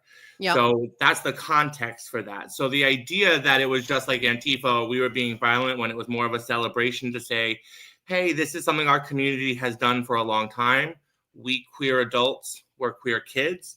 We queer adults form families, and we should be allowed to do this. We had nothing to hide. The Fall River Pride Committee had broadcasted the last, like I said, 9 or 10 drag story times online. There's nothing lewd about it. Like, you saw my princess dress. I think I looked adorable. We read really cute books. We did little crown crafts. Everybody was safe. We had a good time. And there's a difference between me having a difference of opinion with people. I can talk to someone who has a difference of opinion with me. It is hard or impossible to have a conversation with someone who thinks I'm a child pedophile, groomer, should die, should be killed, which is what they told me to my face. So let's take that off the table, because I don't agree with that, right? I just, let's break this down, because I think this is a really a point that I had an issue with is, drag queens are traditionally performers who traditionally perform in clubs, dressed up on a stage with dancing. And that is traditionally, I believe, a good summary of what a drag queen does. It's entertaining.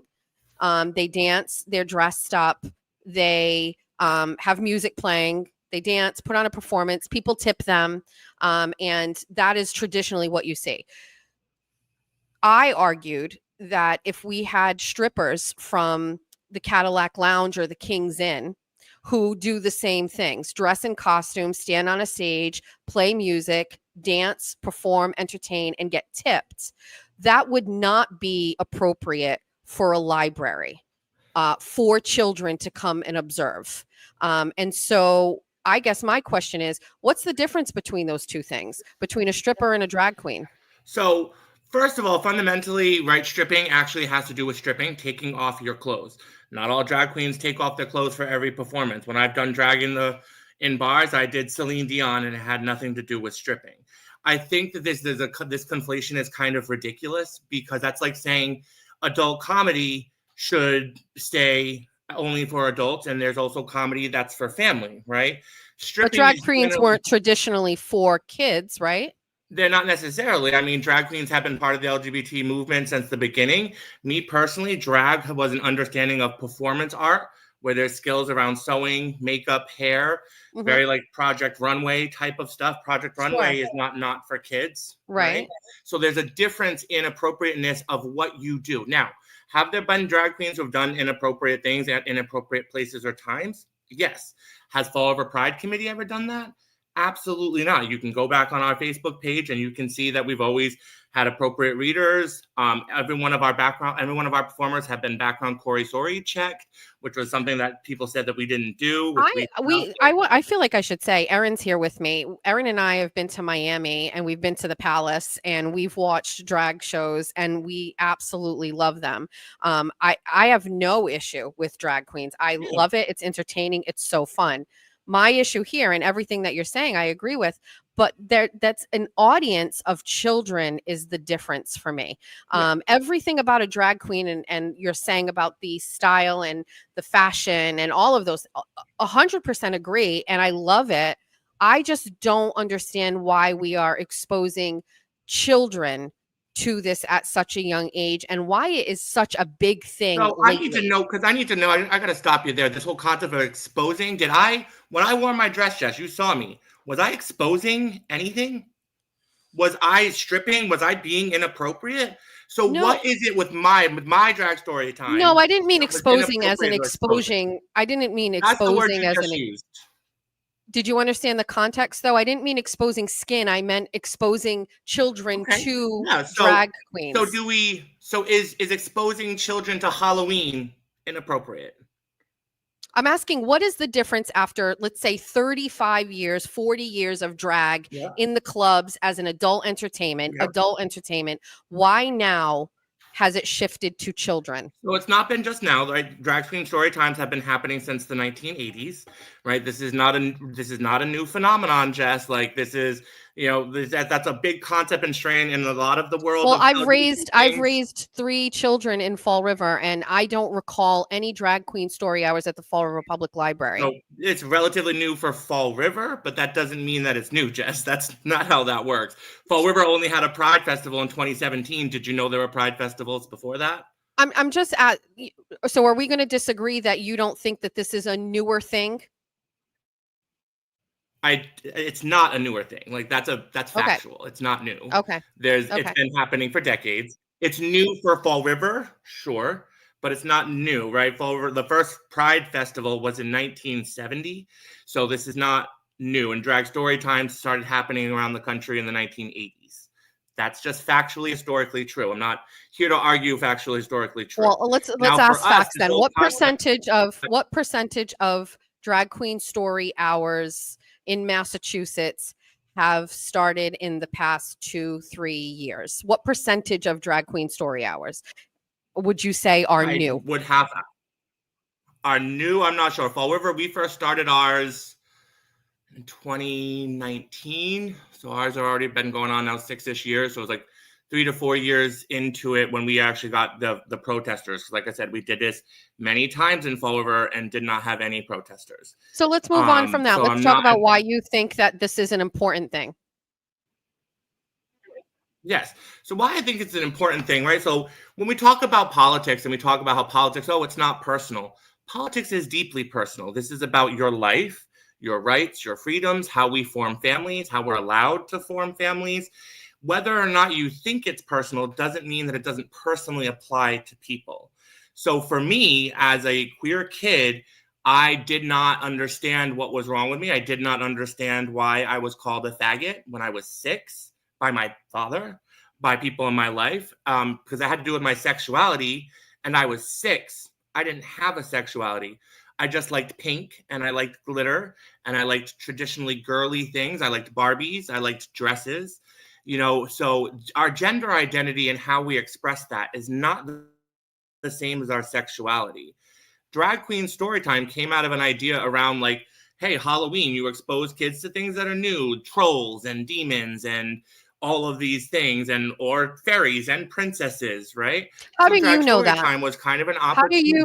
How do you know that that's what the conception of drag queen story hour was? Where is that documented, and when did you learn that? You asked me personally. I'm telling you my experience with it personally. So, Okay. and I'm sure it's probably true for others, but you're asking me my personal experience with it, and then you want to shift to data, which is different. I'm sure, like I said, have there been drag story times or other things that are inappropriate or done in inappropriate places? Absolutely. So But are this you is saying about that the me drag and Fall queen River. story, the drag queen story hour that the Fall River Pride Committee does may have a different conception than other drag queen story hours and I why would you say do it it? has for me as an LGBT organizer and someone who's been in the community and part of the Pride Committee since its inception here in Fall River, everyone that I've personally seen, every single one, 100% has the same conception. Now, again, has there one in Texas or Florida or somewhere that I don't know? Yes, I've seen some videos. I've talked with friends who've shown me, oh, well, look at this drag queen twerking at this one. I'm like, that's inappropriate. I would disavow that. What I've done, what Fall River has done, I'm extraordinarily proud of. Have you and so I guess then my next question is, say somebody like me doesn't disagree that if a parent wants to bring their child to a drag queen story hour, that they have that absolute right. Parents can parent their children however they like. Why would it be on in a public building? That building itself is funded by taxpayer dollars, and I've done my due diligence. I know that you guys were not paid to do this there. You didn't pay a fee. You were just using the space and, let's say, providing a service, if that's the way that you want to view it. But to basically see that there are people that disagree with this happening in a public location where people could come, what would be wrong with this happening in your own private location and in saying, you've got to come to this location, it's not a public location? And that way, not, let's just use the word triggering people who disagree and who happen to maybe say be in the library on that day and don't want their children exposed to that. So if they don't want their kids exposed to it, they don't have to come into the one room that we used. And the other idea here that we should have, that's very borderline, like go back into the closet, you shouldn't be seen, you're inappropriate. And I don't agree with that whatsoever. I don't think my existence as a human being with my pink hair is inappropriate. I don't think that I should be forced to have to be in private. I don't know if you know this, Jess, big idea here. Gays pay taxes. We pay taxes. We're taxpayers.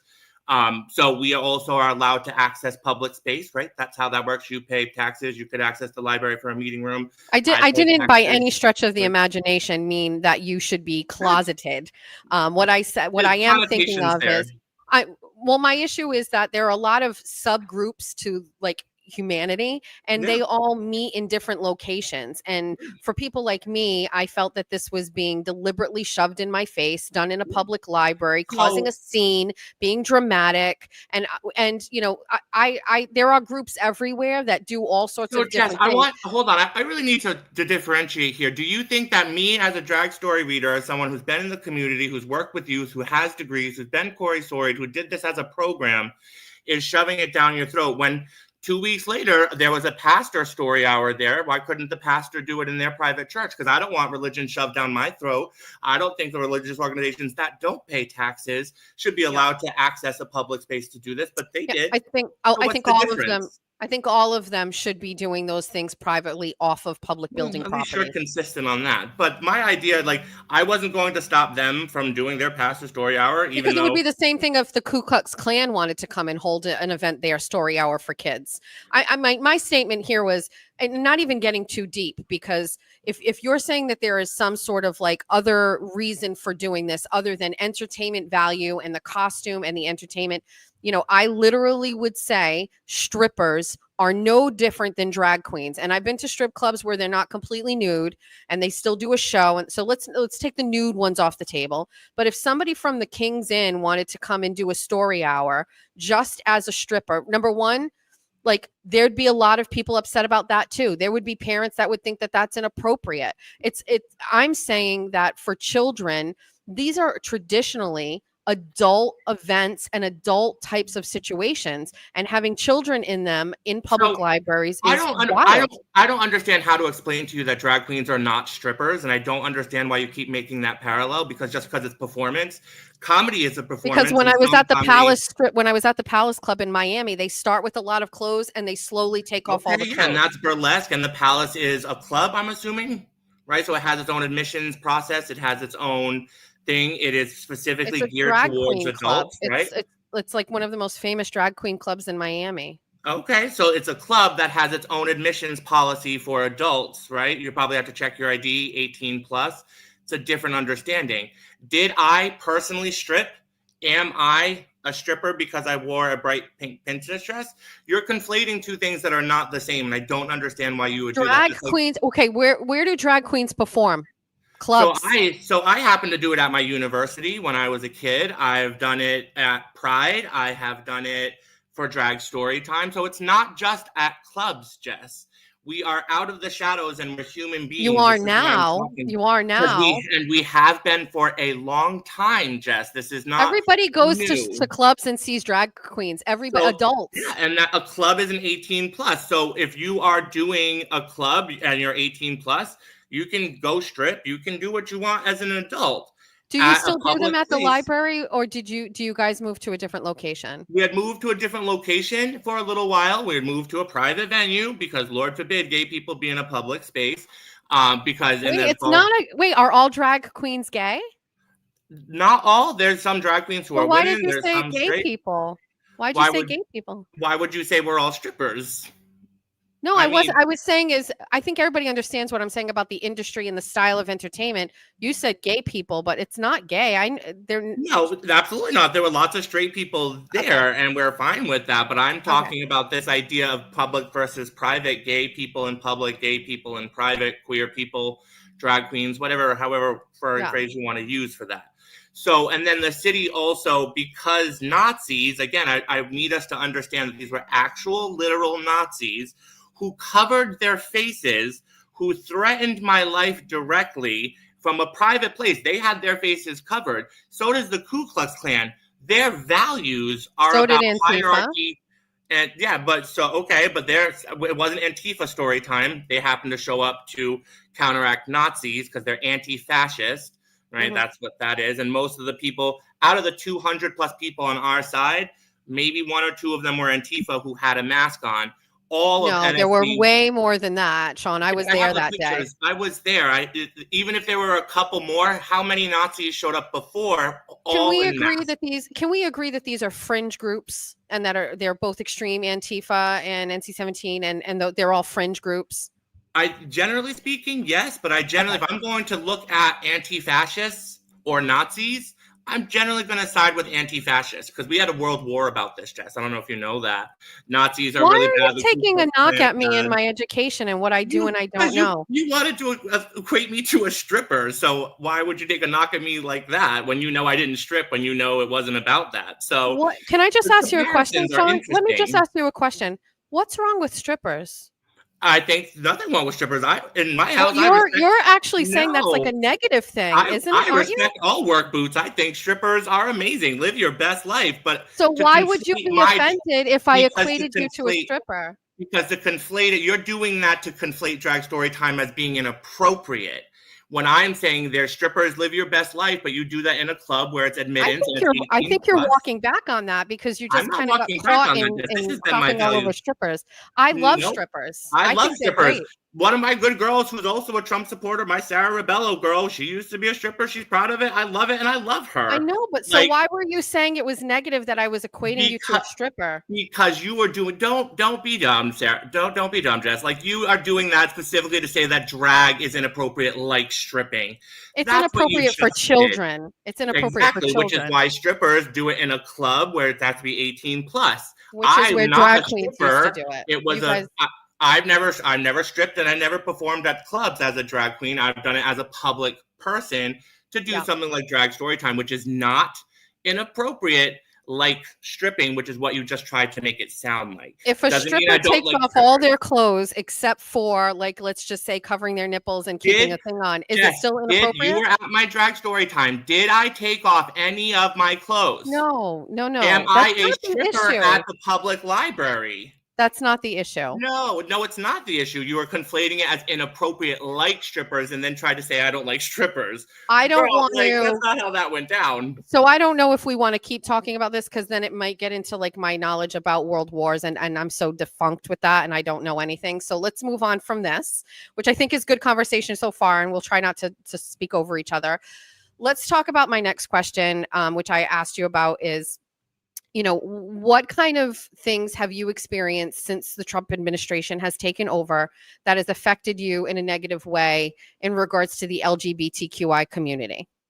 So I think one of the biggest ones as far as the rights goes and what I've been tracking and monitoring the most is the Obergefell decision for gay marriage. There is a very clear intention to overturn that. Multiple states, since Trump has gotten reelected, have put challenges into Obergefell to overturn gay marriage. So there's a lot of fear in the LGBT community, particularly those who are married or partnered, who are worried about the status of their marriage and what that looks like, which is a real, tangible right? Like that's been codified since 2015 with the Obergefell decision. So that's a problem because the justices who Trump has appointed have said that if it gets to their desk, they intend on overturning it. So right? let's stop there. So your biggest concern, you're saying one of your biggest concerns with the admission of the Trump administration is that individual states may choose to not allow gay people to be married. So Correct. before we move past that, what kind of legislation would have to take place in a state for that to happen? So it's already happened. I want to say there's 6 or 7 states that have filed amicus briefs against this to have it be challenged to the Supreme Court because Obergefell was a Supreme Court decision, so it's now federal law. So if Obergefell goes back to the Supreme Court through various state legislatures pushing through whatever, there's a couple of different cases. I think one out of Texas, one out of Oklahoma, one out of Arkansas. I think there's 6 or 7 challenges to it at different places. So those challenges and those legislators are not Trump. So these are people who are in elected roles in their own states that are making these decisions. Would that not fall on the voters in that particular state to elect someone who aligns more with their belief system? Yeah, that is part of it. Unfortunately, though, if it goes to the Supreme Court is part of the federal government, and so that would become law of the land for everywhere. Would they have been able to do that even? Someone's legislature is elected in Oklahoma wouldn't that be the opposite? They'd be able to then force their beliefs on you in Massachusetts. I do know how the court system works. My question is, could those initiatives have been started prior to the Trump administration? What does Trump have to do with legislators introducing that legislation? They started immediately after 2015, which is after when Trump got elected for his first term. And Trump has spoken on the fact that he would like to see it overturned and have it go back to the states, very similar to what happened with Roe v. Wade. I understand the idea of states' rights versus federal laws, but that's the concept of human rights that then get applied, right? Do you get to 100% agree with you. 100% agree. What does that have to do with Trump? Yeah, so for me, Trump, his appointments to the Supreme Court, he's the one who appointed the majority now, who would then now have the power to overturn gay marriage, right? If Trump was not elected in 2016, the Supreme Court would not be made up of enough justices to overturn Obergefell. They do now, and that was directly by Trump's appointments, right? So I understand that. My original question, I guess I should have been more specific. With his recent election, what challenges are you facing now that he's in office? So it sounds to me like this is, and I can assure you, I understand how the court system works. I understand about his appointments. I get all of that. But currently, right now, with Trump taking office in January, how has that changed your life and made things challenging for you? So one of the first things I talk about, one of his first actual initiatives, one of his first executive orders was to talk about how there are only 2 genders. And in my life, in my line of work, I've worked with LGBT youth. I've done so for the last 10 years. That is very challenging, and it creates an element of fear around my students who do not identify within the 2 binary spectrums. And it makes it a lot more challenging for them to kind of develop identity, self-esteem, and self-advocacy. And then those challenges have now spread to places like Brown University that just kind of capitulated to Trump's action around federal grants to adopt his definition of what male and female is. It is also those executive actions are also affecting healthcare and access to healthcare. I asked about how it's affecting you. So I have access to healthcare, Jess, and I will have issues with accessing certain parts of gender-affirming care. Me as a working professional, my kids and my students who I work with being deeply affected, also deeply affect me. I don't know if you know that. I- Like that, like, so there's a lot. I think you missed Fun. some of you missed some I of the listen, steps. I can flip my script here and be ultimately condescending to you, and I can really go hard at you, and I'm not. But you have this like kind of thread woven through this conversation here where you're questioning my intellection, my intellectual I'm not ability here. questioning anything. You're So questioning. my You said, question why is, does it affect let me me? And then I let have me to say it explain differently it. and less formally. Like let me like break down all of this little stuff here. Sean, Trump's in office. How does that affect your day-to-day life? You as a person, as an LGBT, I don't know what your binary, I don't know any of those things. How has he being elected to office changed your life? Is there something you can't do today that you could do before he was put into office in January? Let me ask that simple question. Okay, Is there something that you can't do let me today? tell you very personally. So yes, I cannot access certain parts of healthcare because of his directives. Period. Like what?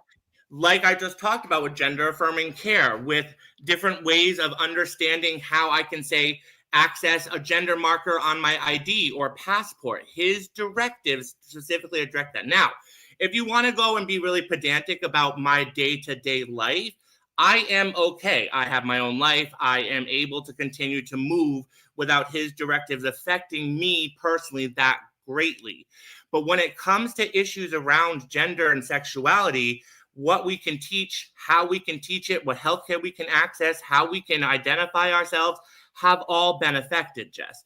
So if you want to say, oh, well, I haven't been affected personally, so it doesn't matter. That's not how this works. If you want me as a representative, Well, I'm of the queer interviewing community, you. I'm not yeah. interviewing someone else. No, but you are interviewing me as the president of the Fall Over Pride Committee, as a representative of the queer community at large, right? So I will speak to both I mean, I'll push back on you. When I said that I was going to have you on here, my inbox flooded with people who said they actually don't think that you represent them as part of the LGBT community. I don't represent everybody in the LGBT community. Never. So I'm just pushing back. So that's why fine. I wasn't really asking. I wasn't asking about overall. I know what you are and I know what you do. I know your two jobs, I think, right? But I was just more or less asking impacts to you directly. How has your life changed? Has it really made a difference that he's in office? Has it not? Like, it's okay to say, like, every day my life is so far the same, which I think it is. I actually think you're doing better than you were. Right back. I just said that. I'm like, my day-to-day is generally the same. But I'm not asking about other people, because if you want to generalize, talking about other people, I'm talking about me. You say were, though. I'll say it again. My personal day-to-day life has not generally been deeply affected, save for certain access of being able to access certain things within healthcare that I no longer can. Then in my day-to-day life for my work, the students and people that I work with have been deeply affected, and those are part of that story. Do I represent every queer person? Absolutely not. I represent people who I've worked with, and they want to talk to me, represent them.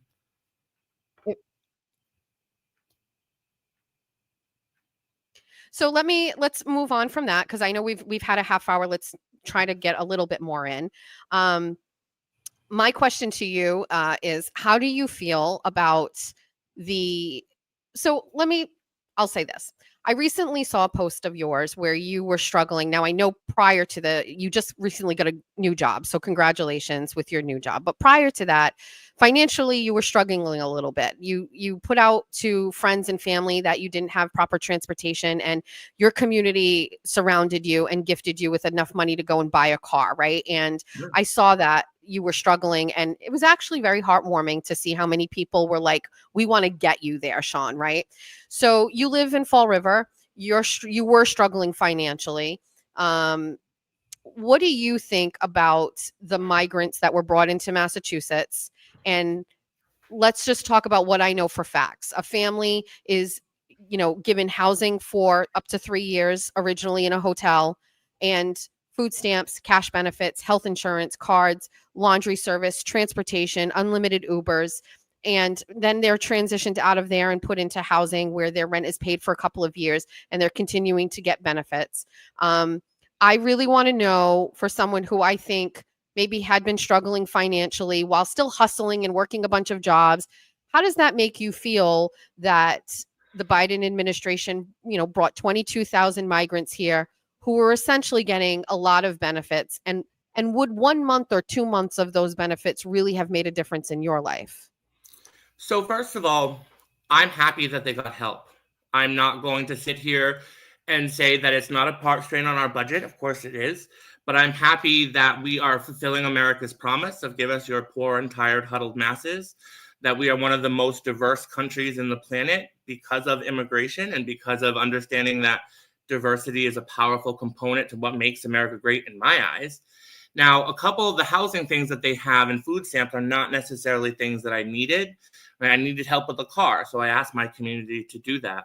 I need help with my teeth because why is dental a totally different section of health insurance? Now, I know some of the migrants, they can access some of the health insurance and some of the dental things, but the things with dental for me personally, it has to do with my teeth, having broken teeth, getting them fixed properly is cosmetic. So it's not fixed by regular dental insurance, which I have. So there's issues in the system that I don't think are the fault of migrants. And I don't think, I also don't really like how this is often framed as, well, they get this first. I think everybody should be able to get that. And I do think there's But they're not. So I agree with you. I think I think there's a problem with that. I think it shouldn't just be migrants who can access those programs. I think veterans should be able to access those programs. I think I should have been able to access those programs. But because I made just enough, I don't get, and I never have as an adult, I've never gotten heating assistance. I've never gotten food stamps. I didn't qualify for mass health. I didn't qualify for housing assistance or any of that. So I made just enough to survive, barely, Right. but not enough to really get ahead, especially with things like my teeth or my Right. car, because there's no programs Right. for that. But I can't work if I don't have a car. So Right. it's a tricky thing. So I don't want, though, I have a problem with a lot of American strain thinking where somehow that human rights are like pie, where if somebody gets more, that means less for you. I think these are system failures, right? I think this is a priority failures. And I think it ends up becoming a wedge issue most of the time where we say, well, migrants are going to get this, this, and this. And then look, you didn't get anything. I'm okay with what I've been able to get. I think there should be issues in healthcare, like I talked about, dental care. School affordability, I think, is a big thing. How much money I had to take out in student loans just to go to UMass Dartmouth, right? Yep. So I think there's system issues where we should be able to streamline those processes where everybody can get help. I know. And I agree with you. Prior to the Trump election in November, I was out in Fall River with a microphone asking people, who they were voting for and why. And, I was in some spots in the city where I was seeing some of the poorest of poor, going in and trying to stretch a buck before they walked into Market Basket. And, the number one thing I heard from people was that they were getting really frustrated that they were getting so much for free. These migrants were getting free everything. And they said, I'll just take just the free apartment for a year, or I'll take just the free food stamps for a little while. Or, I remember one guy saying, his rent was going up. Somebody bought his apartment and he was going from $900 a month in rent. And this was last fall to $1,500, and he was going to be homeless. The priorities of the Healey administration have really leaned towards these 22,000 people, while other communities like, would your LGBTQ community benefit from, a program where, people who maybe have to leave their homes because their families don't support them, would they not benefit from being able to leave housing and go to a place for 2 years where their rent is paid for free? Yeah, of course. But and would you consider advocating against the Healey administration, like for that and for more equality when it comes to supports? You said it kind of so much like everybody should have it and we don't want to make it into a pie. But have you ever talked or considered advocating for that type of equality when it comes to benefits and things? Yes, I absolutely have. I actually recently, if you looked at my Facebook, there was a debate around. There was some Trump directives that might be coming down the way around making sure that any federal housing, you can only be in it for 2 years, period, right? I completely disagree with that. I think everybody from cradle to grave should be able to have a house over their head, including migrants. I think what happens with migrants is they are given a lot. And so then it's spotlighted as, look at these migrants getting all of this and look at how little you get. But I think that's a problem across the board. I don't mind paying taxes. I understand we live in a society. The problem with taxes is the priorities are terrible and it's not evenly distributed to ensure something like housing for everybody, period, right? You can have, if you are a student or you're a single mom or you're at a certain income level, which needs to highly be adjusted, because to be personal, right, I was making about $45,000 a year, which discluded me from food stamps, mass health, heating assistance, right? But me as an individual trying to have my own home at $45,000, I couldn't afford a car or to fix my Right. teeth, right? So there needs to be an understanding that our tax money in general needs to be given to everyone, not just migrants, but not excluding migrants. You know, you talk about things like foreign policy and why people migrate here in the first place. I don't think it's just to abuse our systems. I know a ton of hardworking immigrants. I know a ton of immigrants who are business owners who have contributed to the fabric of America. And Yeah, our but I businesses and all certainly that. don't think we would have seen so many individual. Well, first of all, the Biden administration openly opened our borders. That's the first thing. But second of all, you know, would people come here in the way that they did if there weren't these support systems put in place? I've spoken with migrants. They knew what it was going to be like when they got to Massachusetts. They knew that they would be cared for and financially supported. Is that a bad thing, Jess? To care and support people? Is that a bad thing? Well, my family came here as immigrants, and they did it in a much different way. And when did They they do that? They applied to come. Pardon? When did they do that?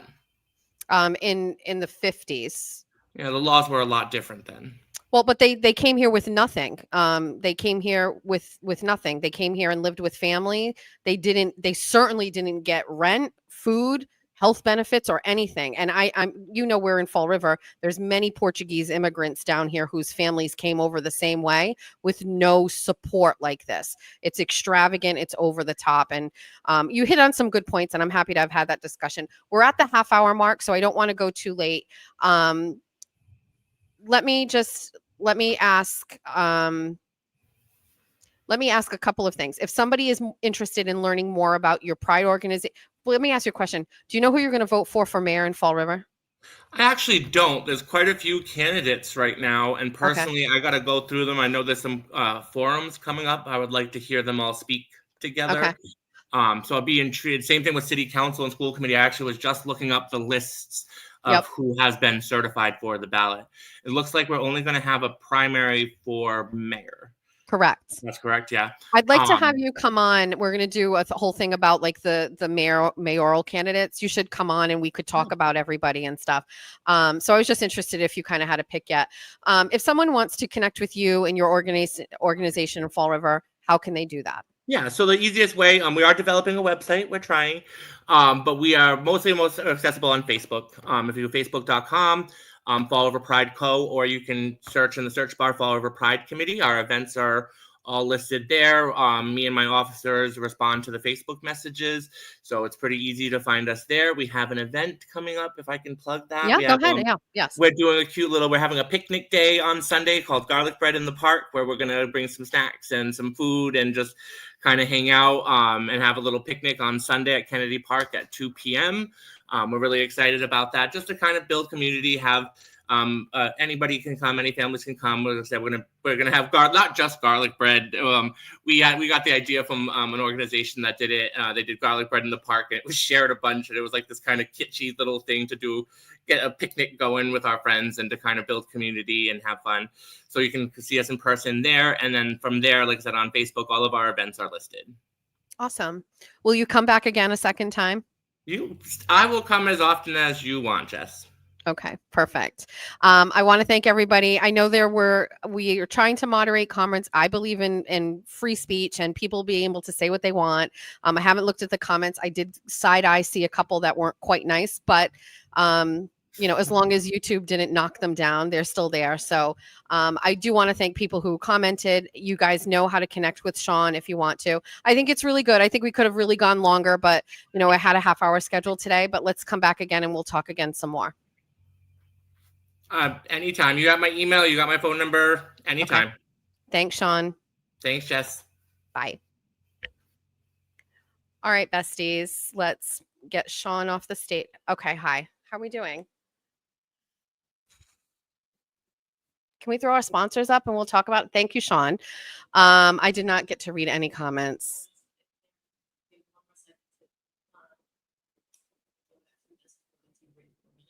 I do want to debrief for a minute. How are we doing? Everybody doing okay? Listen, we have to be nice in the chat. It's really hard for me to keep up. We can't. Erin is saying be nice in the chat because it's hard to keep up. There's a lot going on. Okay. I know there's a way to slow down chats. I've seen that happen with Aiden through YouTube. I don't know if we want to do that. I got a lot of message. Hold on.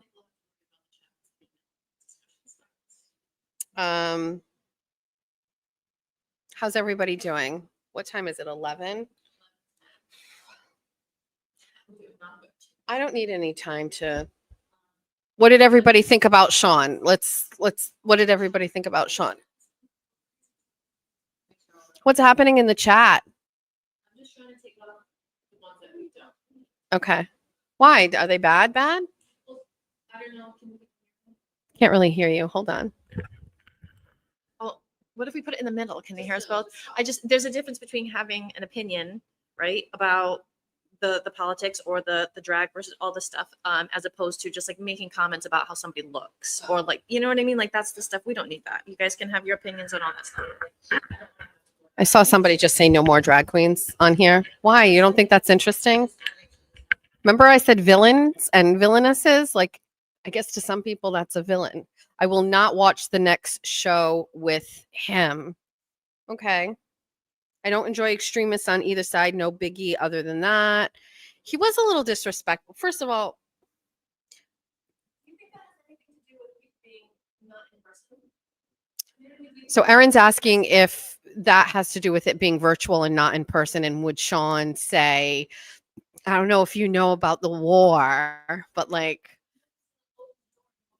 with that attitude. So yeah, there's a little, well, he definitely took some like backhanded, like, maybe it's because this is only my second show. I'm not nervous at all. This is like, it's my second YouTube show, but I've got a couple under my belt. Am I holding back a little bit? I think so. Will I hold back on show like 9, 10, 20? Probably not. I'm not. I thought, yeah, but memorialized. I don't like the way that he took backhanded comments at me.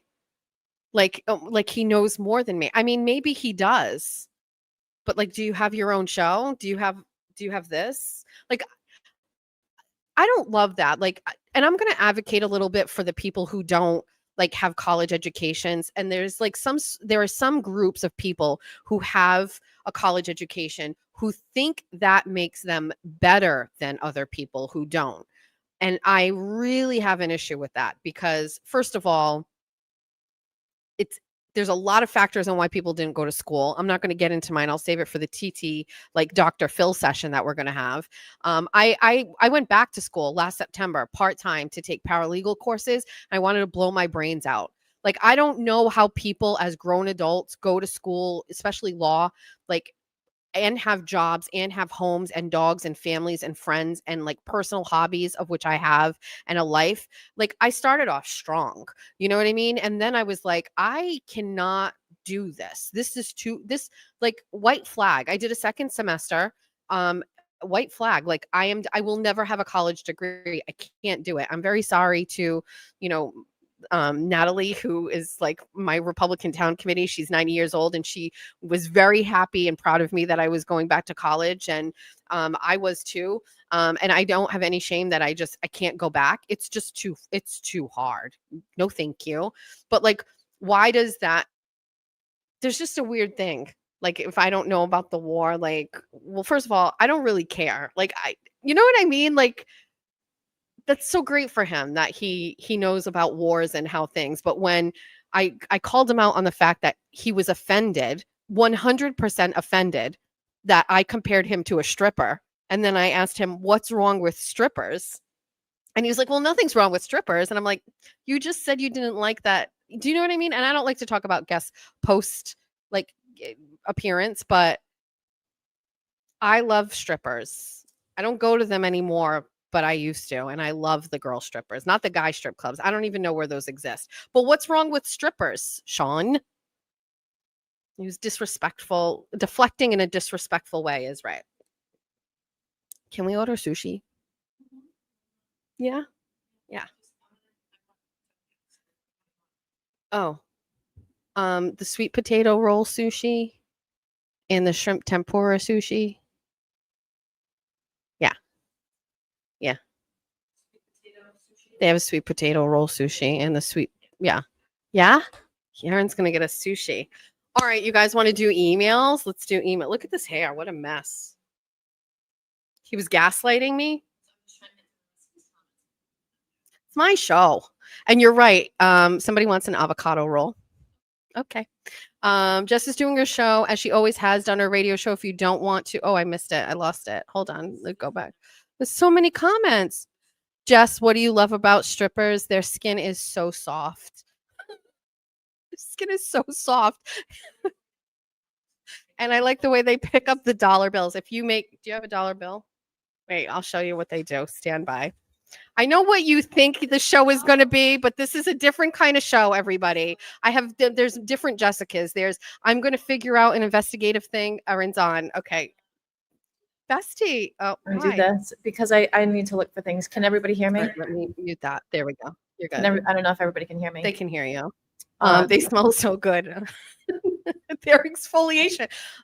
Okay, I had a show, Bunny After Dark. It was a couple of episodes, and my very first guest was a stripper by the name of Tiani. She was a stripper at the Cadillac Lounge in Providence. And first of all, she never stripped, but she came in, and I asked her like questions about her. If you go to a club, first of all, let it not be a one because the girls don't like that, but you make it into a tent like this. Too early for this. What I was going to say while you're folding is I saw several comments saying, get away from the politics, stick to true crime with what you're good at. And I was like, you are good at that, Yeah. obviously, but people don't know. They don't know. Yeah, this so this there has is been for so many years that this is basically the Jess Machado Yeah, show. so it's all the things. It's not just true crime. Erin's saying the Jess Machado show has always been about more than It's just everything. politics, more than true crime. It's everything. And do I think that people expect a certain thing from me and I need to kind of stay in that? I did a little bit, but I have faith in my style and how I do things that you will love this show as is. So let's get back to the stripper dollar tent. So if you make it a tent like this and you put it down on the stage in front of you,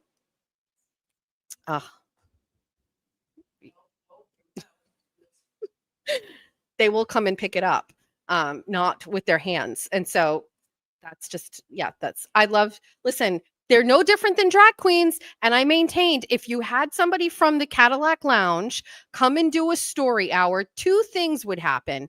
People would lose their collective minds, and every dad is going to ask to take their kids to the library. And I don't understand the difference between strippers and drag queens. I laid this out. Did I mess up my whole thing here? Sorry. I laid it out.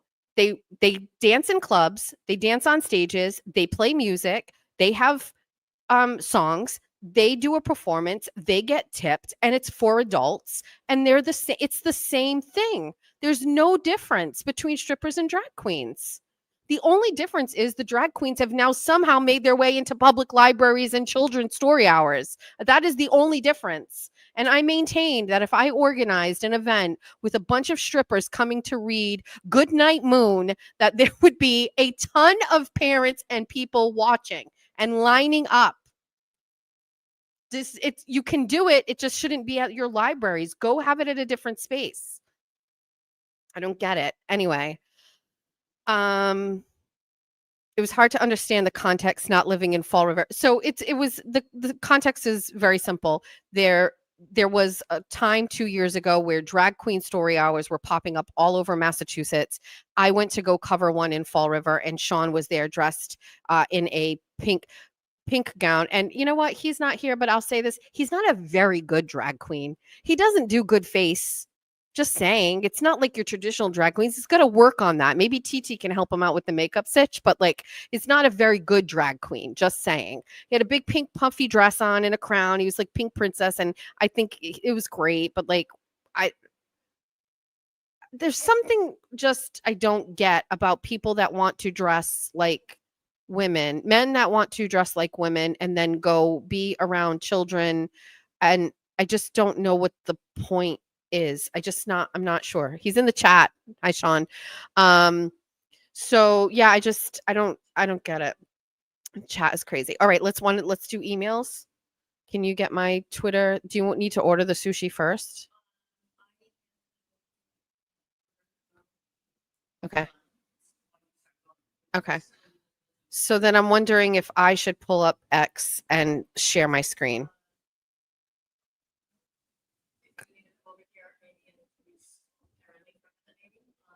Yeah, but I won't be able to scroll through it unless I have it on my side. I think it will slow everything down. So why don't we do this? You're going to need a couple minutes to order the sushi. Can you pull up my advertisers? Let me go through that and do some of those things and get that out of the way. I know you guys want the emails. We'll do that. Just give me a minute. We have to do it. I can probably do it. Okay, let me do this. Do you want to go do the things?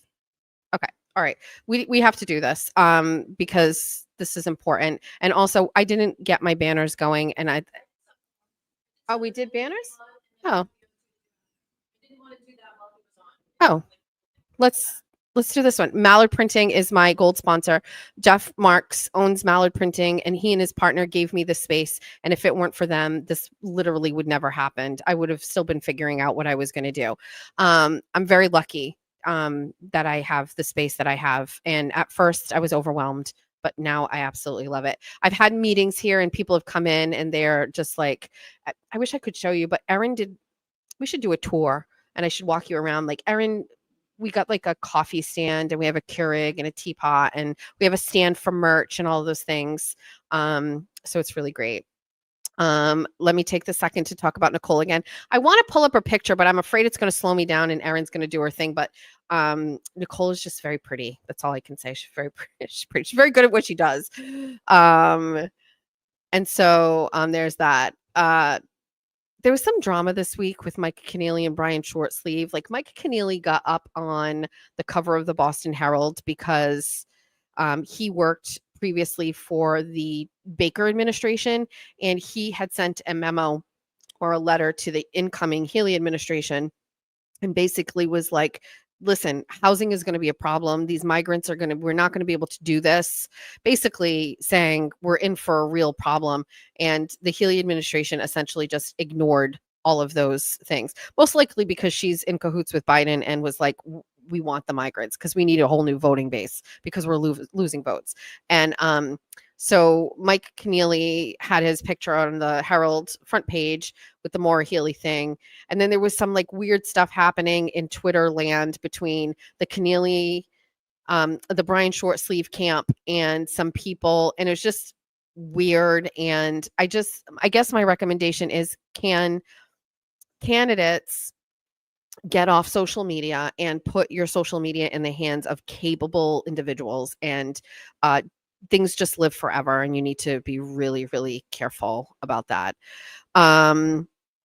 Stacy Face Travels is another one of our advertisers. I maintain that we should book a vacation with her and go and then do the show live.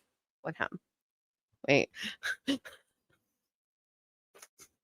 Not giving it back to Kathy at all. Amy who owns co-owns the Silva Funeral Home, she's going to actually come on the show. I maybe have her on in TT one time, but these are traditional Democrats who were in the party and who left the party and voted for Trump and are now changing. And believe me when I say that Democrat elected officials in this state understand that that is happening predominantly here in like Bristol County. They get it. They know that the voting base is unstable for them, where traditionally it was always something you could count on and the Democratic votes would be there. It's not anymore. Bristol County is almost all completely red. Representative let's see, Haddad lost her seat. You got Congressman Auchincloss, who asked me to do an interview, which it's almost like weird because I did that interview with him here in Fall River and I never really published it because I don't know. I recognized right away that what they were doing was to try to like get me to report on things so that they could kind of impact the voting base, and I don't like being used for that, and so I didn't publish it completely. But things are very unstable, and I think if other counties around the state can kind of figure out what we're doing here in Bristol County, they'll see that kind of change. I just think the regular blue collar worker and family is just so fed up with everything, to be quite honest with you. So Prestige Automat, we're not talking about Jeff because they haven't talked to him. We should text him live and be like, where are you? After hours, my sister-in-law was waked from Silva Funeral Home. They were wonderful and the most difficult time for all of us. Thank you for saying that. Amy is wonderful. I also say this all the time, and I'll have her on one day to talk about it. Did we talk about this on a show? But like, my grandparents had plots paid for and picked out years and years before they passed away, making it very easy for my mother and her brother to bury them and do all of the things when they passed away. It was all taken care of. Now, the baby boomer generation, I don't think that they have those things planned out the way that our grandparents did. And so like for my dad, he didn't have any of those things, and we were struggling to do that stuff on our own, nothing picked out.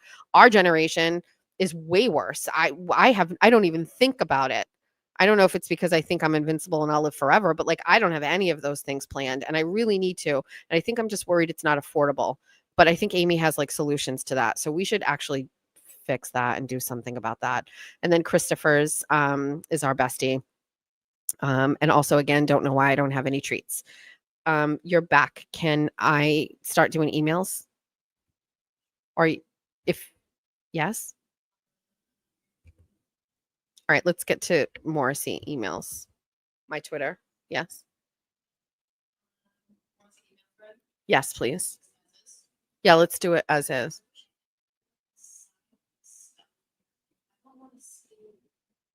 All of the other things. I don't think you can. Well, when you click on the post.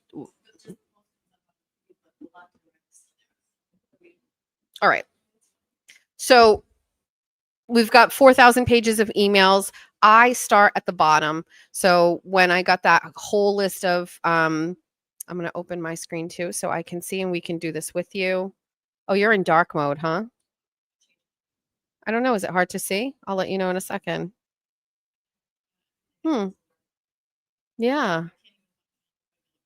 I think it's fine. All right. So we got 4,000 pages of Morrissey emails. These emails are at his personal email address, which are now subjected to public records requests because he used them for official business. And so now he had them. So I started working last night. After this show is done, I will go back and continue where I left off. But I start at the bottom and I work my way up. And here are some of the fun things that I have found.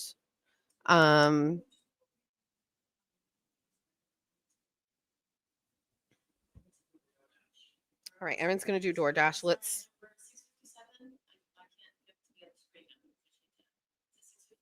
657 Quarry Street. So this first email that we got is Michael Morrissey to Jennifer Cotter, and I leave that to the people to go and find out who it is. First one I saw was, yes, it's a Turtle Boy post, and he says he wants a peaceful protest of certain individuals for their involvement in the cover-up of the John O'Keefe's murder. Those individuals are witnesses, in the case. I love that the next one is, looks like a screenshot from Helena Rafferty, who is the former chief of police in Canton. And this one talks about the post from Aiden where it says, tomorrow we'll be doing, it's just weird to see them communicate back and forth with each other. It's very interesting. This one was really interesting to find. So he sends an email to Chief Kennedy in Quincy. I'm assuming the police chief. So this is a camera from in front of his house. He sent a copy of the picture of the receipt that he got. The security system at his house captured the Domino's guy delivering food at 10 o'clock. I can assure you that I didn't order the food. So like me, like Aiden, like many others, it looks as if Michael Morrissey was victim of someone sending food to his house unsolicited. He's just like us. It's probably Stephen Cody, to be honest with you. But that was very interesting to find. I love this one. The next one So we don't see the name here, so it's redacted, but those of us who have been looking at this believe that this is to Ken Mello. Ken Mello has an MSN email, so he says FYI, and he sends this YouTube link, and the YouTube link is to Kate Peters' video about Aiden, which is crazy. There's another guy here. His name is John Maughan. And he says, FYI, when you get a chance, give me a call. No rush. He's sending over a CNN article about John O'Keefe, Boston police officer death. I love the next one. He sends himself emails. So from his personal email, he's sending himself emails. This one was of a Turtle Boy article about where Michael Morrissey is mentioned. So in a true boomer fashion, he's sending himself emails. You text yourself. You don't. Erin doesn't think there's anything wrong with that one. No. Erin's calling me out on this. Erin's calling me out on this. I text myself things. I do. I sometimes don't know how to get things from one platform to the other. She's right. I do. I take that one back. Michael Morrissey. It's fine. This one was really interesting. So he sent this email to someone at the Boston Globe, and it says, Sunday's article was well done. The district attorney's office tries to speak for victims, and there was only one set of victims in this case, the extended O'Keefe family, Michael Morrissey. So he's got to connect at the Globe, and he's giving praise for whatever article was written, and saying, well done, everybody. I'm mad at myself because this was done in the middle of the night, like at 11:30. But this, I rewrote the caption wrong. I should have put writes, or wrote. But anyway, this is what I find. So this is Michael Morrissey sending an email to the Speaker of the House, Ron Mariano. Let's read it out loud together. I know it's hard to see. Dear Speaker Mariano, I'm writing to ask for your help and assistance, particularly financial assistance, as I navigate some of the more challenging cases of my career.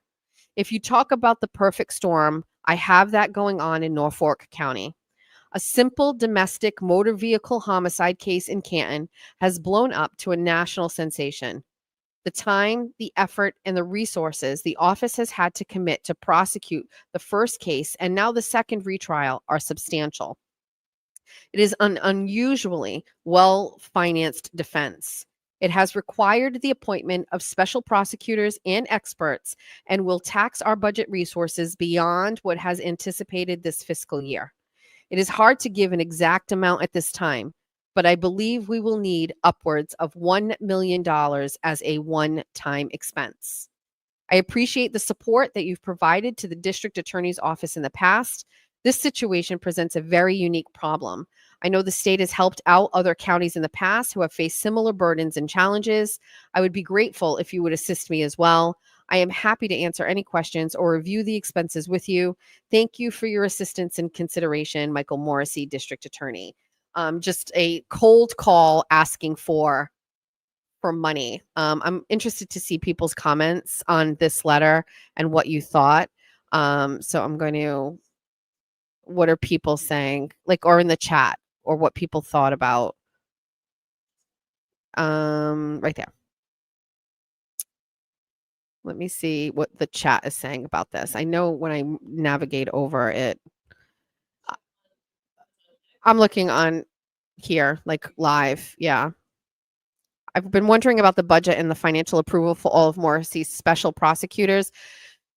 That's not even that. We'll get to it, but we also found that there is a contract agreement with another law firm, Boyle and Shaughnessy out of Boston, where he contracts with them for advice in the Karen Reed trial at a very substantial $350 to hour. What happened in the other counties in those cases? I don't know. We're going to have to take a look.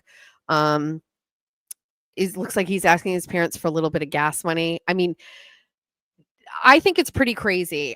The fact that he has to ask for this money, number one, I don't know. I mean, we have to do a little research. We have to find out what other cases in what other counties were given or gifted additional tax dollars to increase their budget to finance a prosecution. What was the end game in that? Did it get the outcome that they wanted? And I guess my question is, how would that be funded just from a legislation point of view? Like, how would they get it for him? Do they just increase the budget? And then, you know what I mean? Like, to me, this is wild. Just a cold call asking for cash is pretty wild to me. And then I guess my next question would have been, is this not something that you would have had to have talked to them before you went and did a retrial? So you got a hung jury the first time. Would that conversation not have taken place beforehand? Or did he just think, well, let's just do it. And then once we say we're going to go, then we'll figure out how to get the money the second time.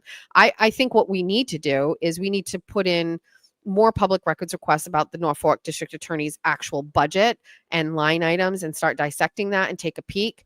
But where's the accountability for your municipal budget when you're overspending? Like, think about plenty of times in a community where, wants versus needs, and yet maybe you may want to retry Karen Reed, but do you need to retry Karen Reed? Can your budget support that? When does it become a flagrant misuse of taxpayer dollars? I mean, there's a lot of questions I have about him just cold calling, Ron Mariano and asking for $1 million. And then who's making the judgment there and saying, like, okay, well, I'll give you $1 million. Well, first of all, did he get it? That's my next question. Did he get the million? And then my other question is, like, what are the parameters on that? Like, I'm going to give it to you, but you can't use it for A, B, C, or D. Does he just have free reign to be able to make the decision on how this money gets spent? And I think we're not talking chump change. We're talking $1 million, which is just a lot of money. And then, you certainly can't predict the outcome if you're the district attorney and you have these blinders on and you think you're going to get her. But like, everybody else in the world knew that there wasn't going to be a conviction here. And so I guess when it's not your money, it doesn't matter. But will this eventually trickle down to Michael Morrissey in a way where he's not electable again and he will lose his paycheck? I mean, he's ready to do Boston Confidential podcast is in the chat. Hi, Bestie. We had a great show. I was on his show. He's really great. If you're not following him, please do. And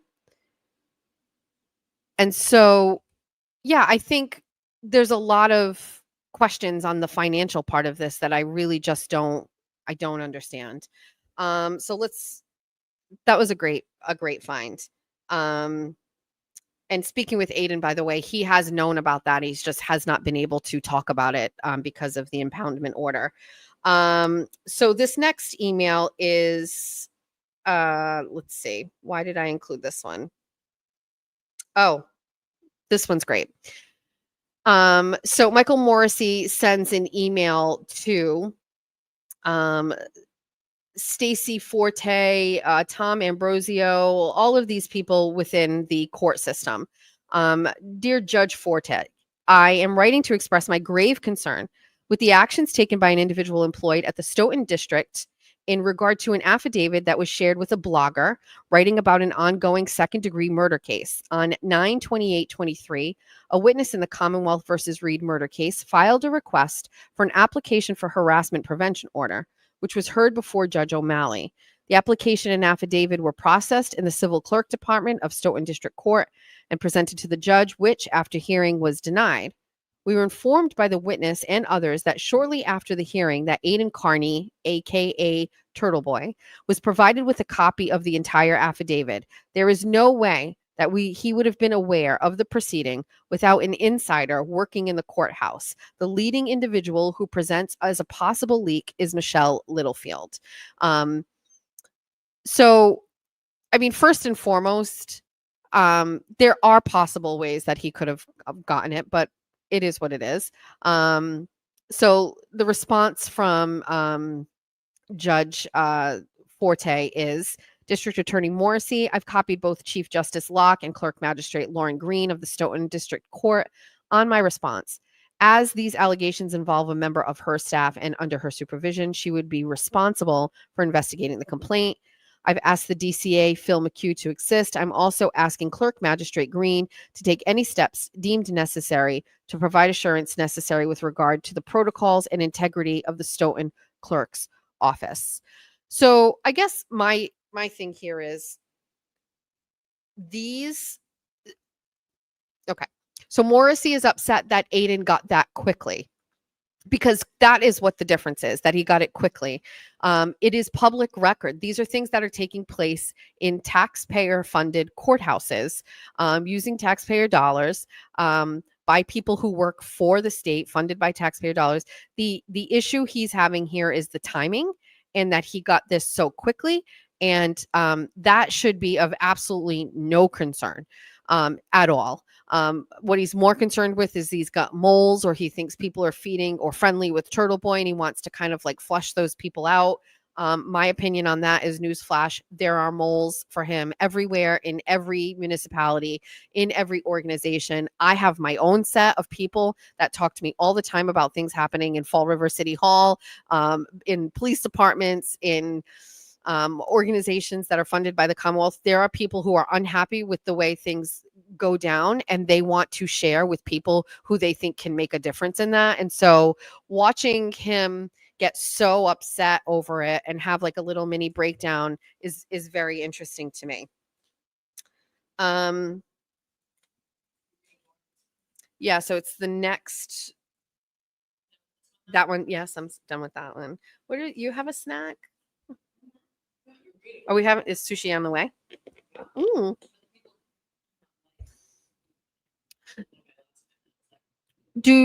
To me, I will eat sushi on camera if I so choose. Do you think they will have chopsticks? Okay. Ugh. I don't think I've ever eaten sushi with a fork. I will need to.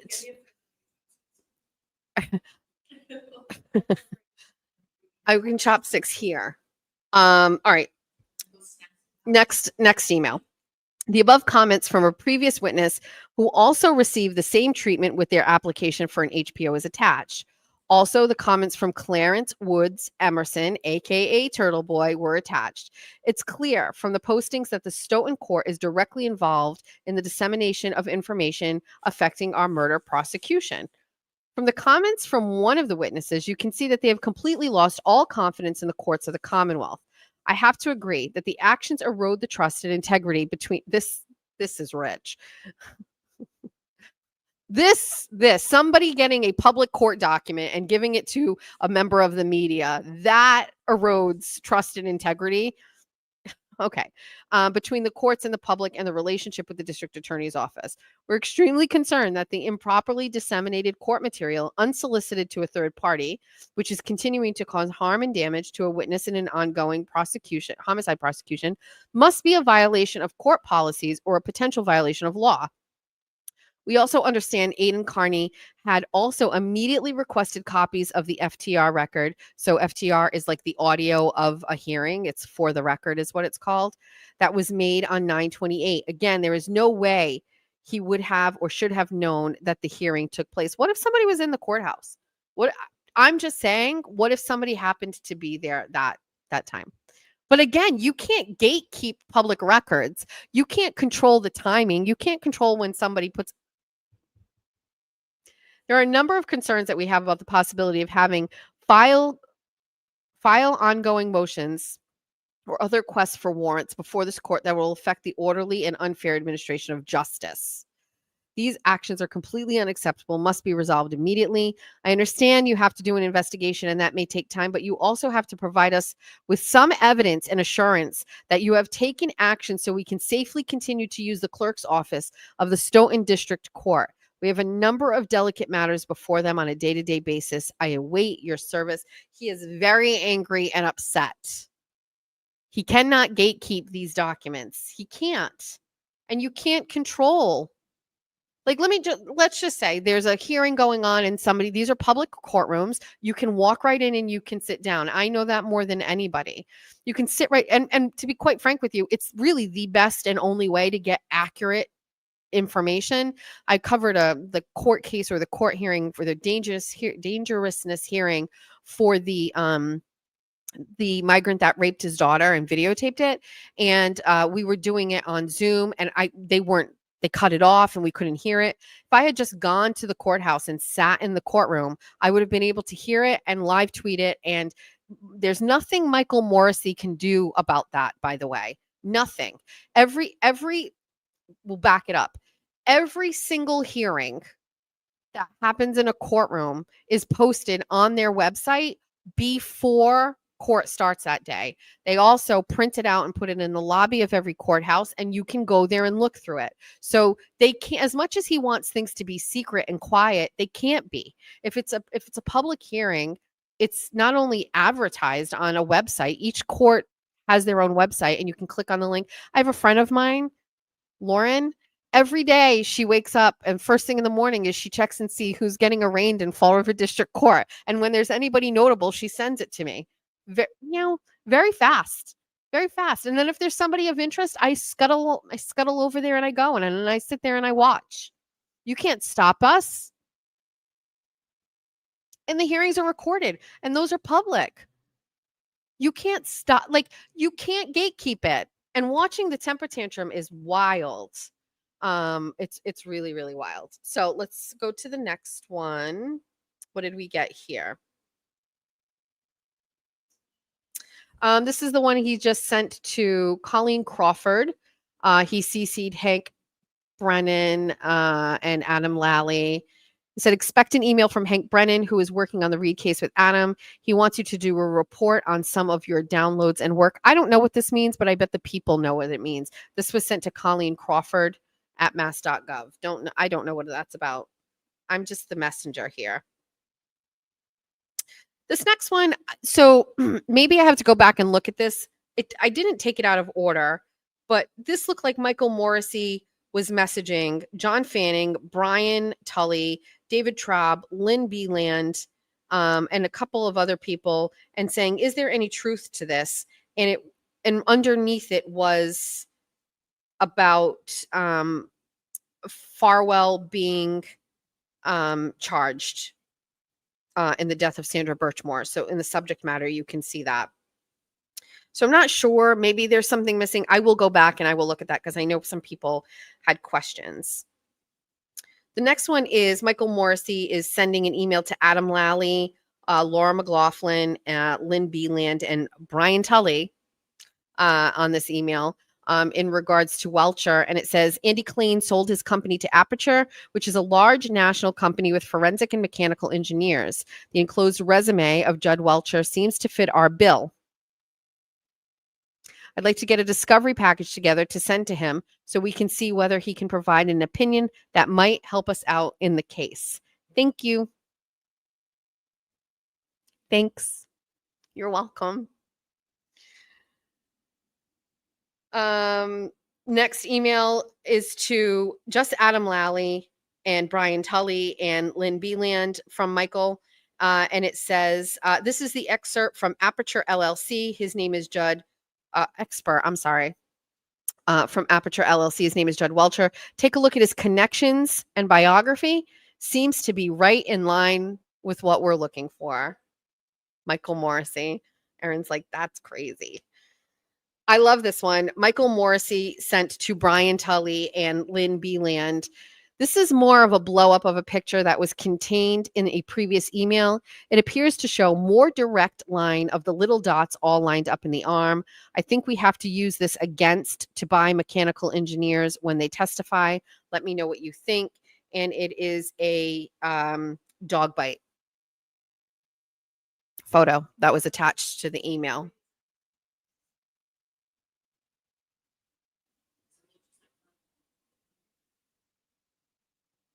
Yeah.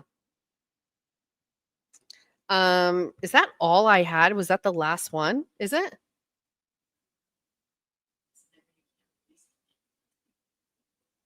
Pull it up and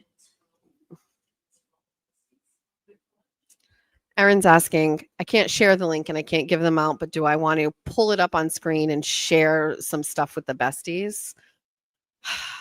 I will. Let me try. Can we see some comments and see what some people are saying? Ow. Let's see what everybody's saying about this.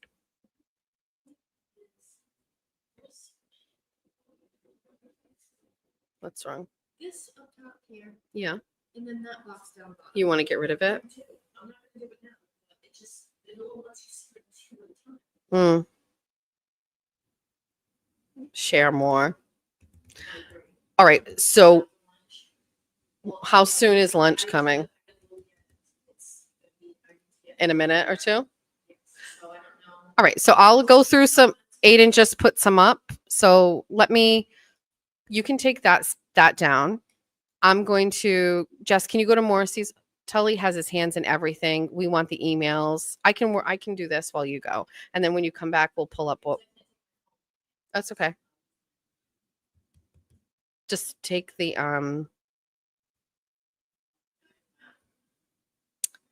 TB is already doing more emails. So I'm going to let me pull up Aiden's account.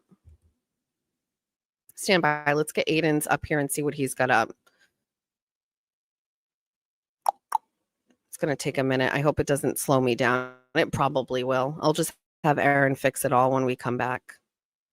Let's go to Aiden and see what he has. There's just so much to go through.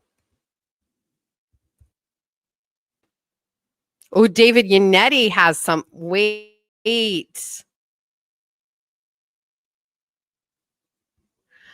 Wait, let's just share. Let's share a page. Let's do it. David Yannetti has some of the emails, the one that we just talked about. Let's get it.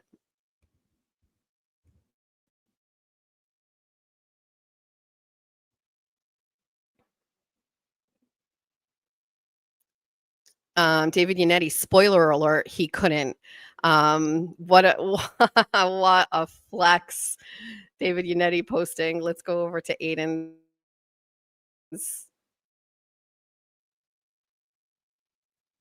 page and see what he has. On September 29th, disgraced former and Norfolk County District Attorney spokesman David Traub emailed Michael Morrissey and everyone else in the DA's office to report that 3 people had commented on the Norfolk District Attorney's Office Facebook page about freeing Karen Reed and their assumed corruption. He also reported 17 other comments on the post. Here's one of the emails. So I haven't gotten to these yet. Wow. This is so crazy. Good morning. When this was posted on the Patriot Ledger, I put it up for Facebook with the statewide substance use helpline text line. David. I'm just looking at these in real time with all of you.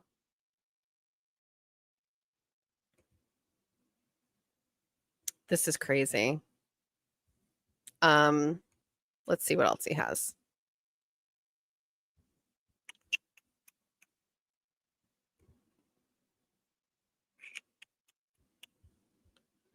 I really despise that this was done on a Friday afternoon, and I would have really, truly appreciated these things like on Wednesday. 2 weeks before arresting me, Michael Morrissey sent an email to Brian Tully and others about me showing up at a public Canton Select Board meeting and holding a sign that said, Chris Albert killed a man. Let's take a look at the email.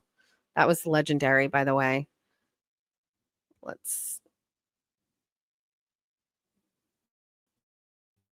Turtle Boy showed up again. It's redacted. MSN.com. I concur with some others that is actually Ken Mello. Oh, it's great. Let's see what else. On September 12th, Michael Morrissey sent Alan Lally, Lynn, Laura to an article on citizen journalists and investigative social media, considerations in the age of true crime sensationalism. He wanted to set up a meeting. Oh, I think I saw this one. I just didn't post it. He wanted to set up a meeting to discuss what to do about all of the people on social media who were exposing how corrupt he was. Wow.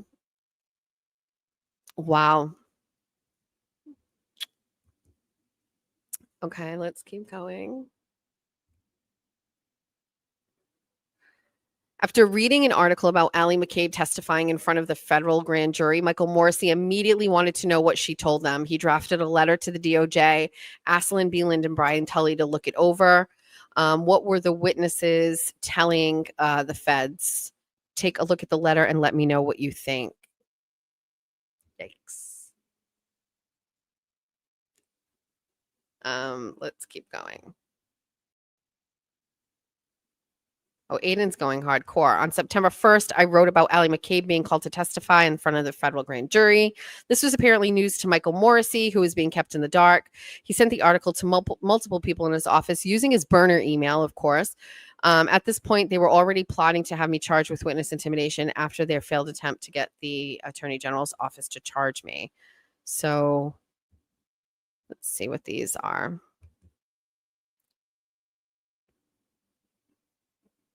Yeah, so it's just, this is, I mean, I think it's really a treasure trove, to be quite honest with you. Yeah. Can't cover up Jen McCabe's. It's crazy.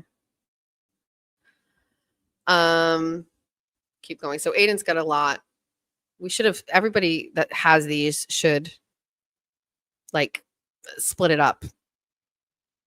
Michael Morrissey filed a complaint with the U.S. Attorney's Office asking to stop investigating him because Karen Reed was a liar. They told him to fuck off. I feel like I knew about this one.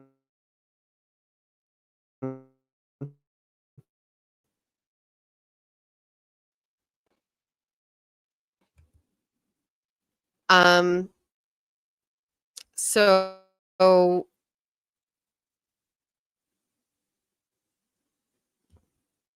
oh,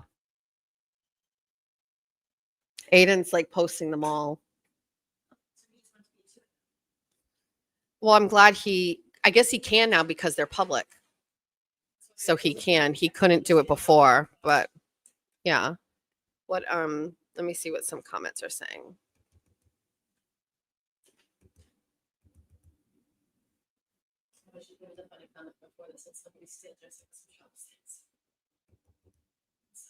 I don't blame Aiden. We all should be behind Aiden, support him in any way possible.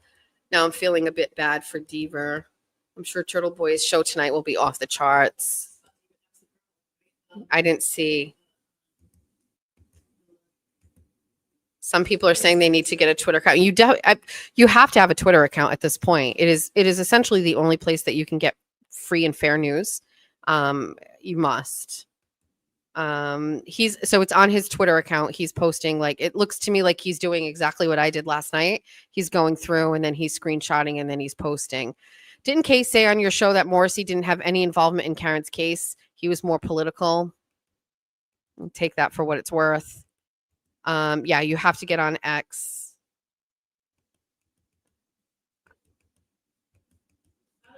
Wish you had a link to them all. These comments are on YouTube. Oh, I don't know. If you're not on X, how did you find me?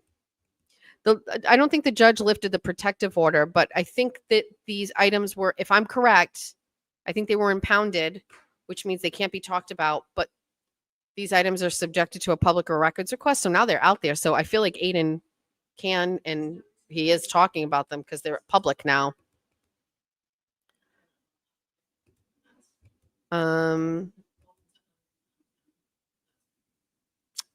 Someone is saying you can always start at the end and work your way back. That's what I did. I started at the end last night. Yeah. These emails are wild. After following all of these events with you guys in real time, I'm not at all surprised with we are seeing the receipts. Twitter is a cesspool, but you have options to just like keep things out. You don't have to.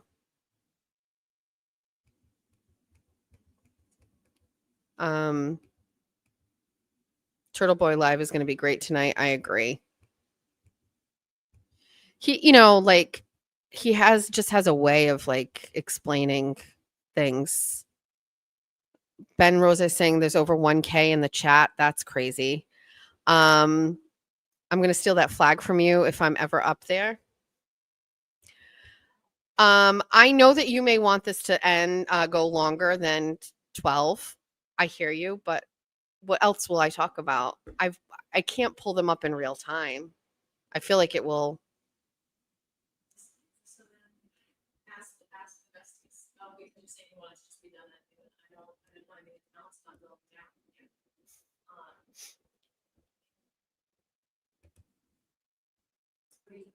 I took it down. I don't know. I'm not good at it. It's just the comments just keep going. We know you got to eat. I can eat on screen. I don't have a problem with that. Conservative petty theft. It is. Mute button makes Twitter extremely, yeah. Ooh, ow. Oh, I can't come back. We're done. Once we get off here, we're done. Jessica won't say it, but I will like and subscribe. Yes. Erin. Oh, Erin's on. Are we going to be echoey though? No, I shut you off. Okay. So what do you guys, because she's going to keep bullying me if I sit here. So like, I'm just looking at it. I am as much of a fan of hers as you guys all are. It's just different for me. Like I was saying last week, it's like extra fun for me because I get to do all the behind the scenes stuff with her. But I am a fan of Jessica's, like, I don't want to say before I was a friend of hers, but anyway, so I never want these to end, especially like when I see the views that keep going up, because like some people might just be joining. So I guess like that would be like, do you guys want it to just like end at 12? Do you want her to like stay on all day? Should we go a little bit longer? No, we like eat lunch on there. Like, what do you guys? We can end at 12. I always tell her to like take everything to you guys. Like, I don't know what to do, but like to see if they want more emails, because like I'm going to say that a lot. I got to stop. What? And you have to stop saying, Did I say a lot of today? I could hear it coming up the hall. I was just walking up the thing.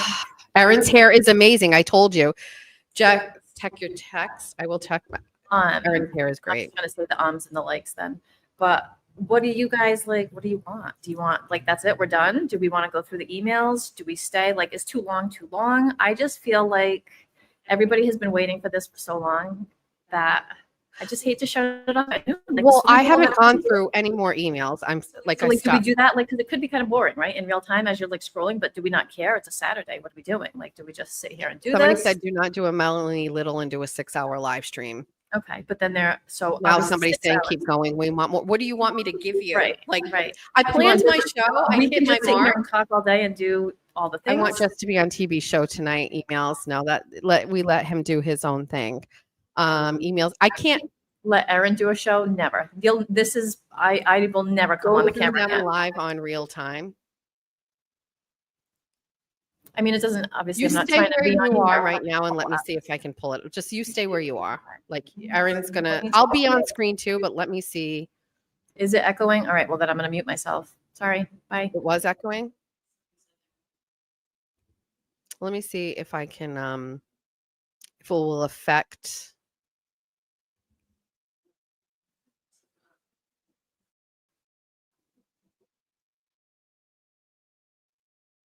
Let's just see. Is it slowing me down? Doing anything weird?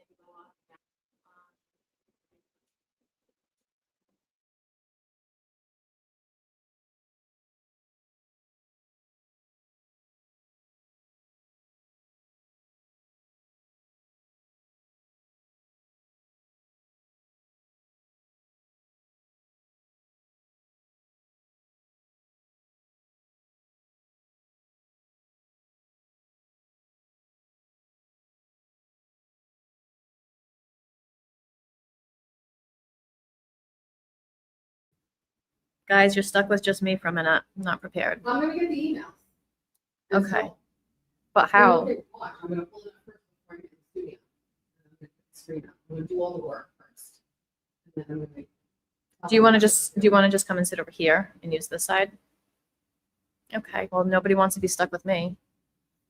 I have been so productive for the past 3 hours. Keep going. A little bit of times. Not to, she's pulling up the, oh, because they can't hear you. Yeah, she's pulling up the emails before she opens her stream again because the poor little old laptop is, it's struggling.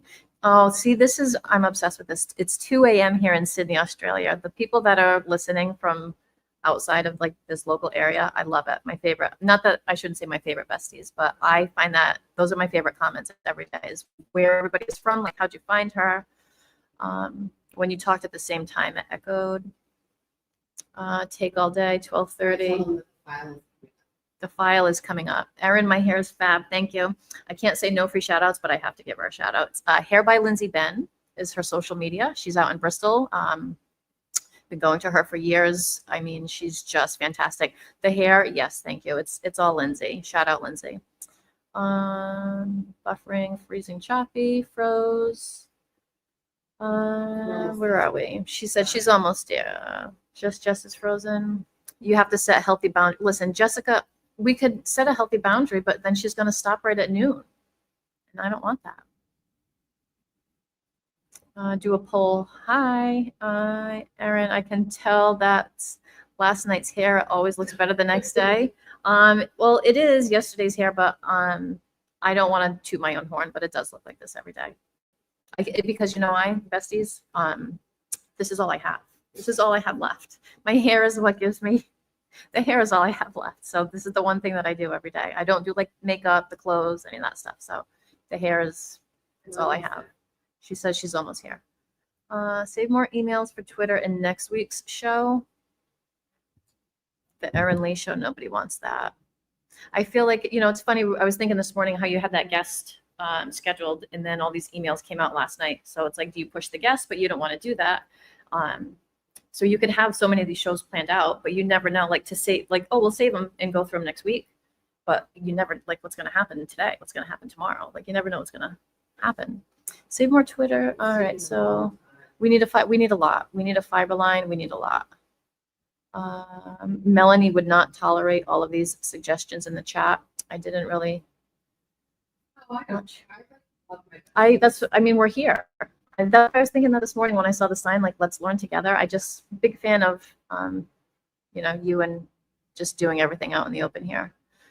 Why doesn't Erin pull up the emails while Jess reads them? I know I didn't know if it would be easier for her to share that here, but she's got it happening over there somewhere. Jess is a woman of the people. I just feel like maybe it's because I think if I'm going down, you're all going down. Maybe. Are people in the chat telling her to end the stream with F? This is great. And if you stream all day, people will watch. No, she's trying to end the stream herself. I'm not trying to end the stream. I'm just saying unboxing. The unboxing, we're waiting for the packages. There's an address discrepancy. We need to figure that out. we need to figure out. Unboxing. We just got to get that under control.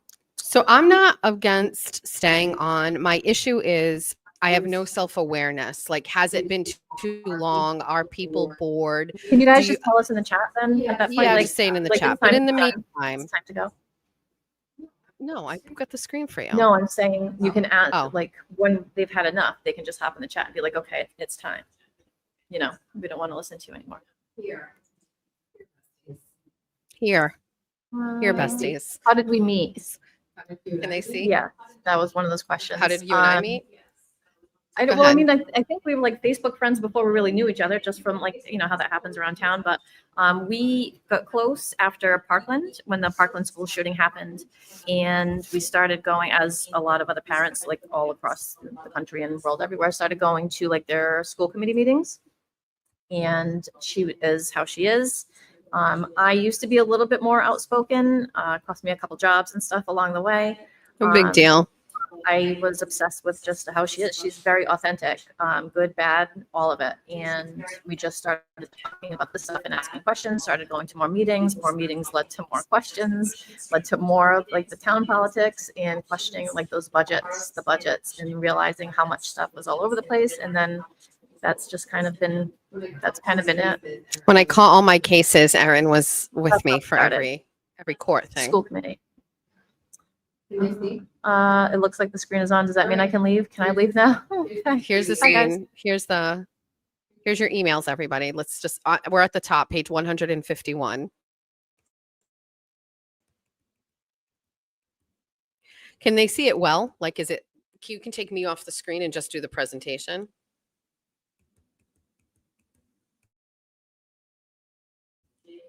No. Okay.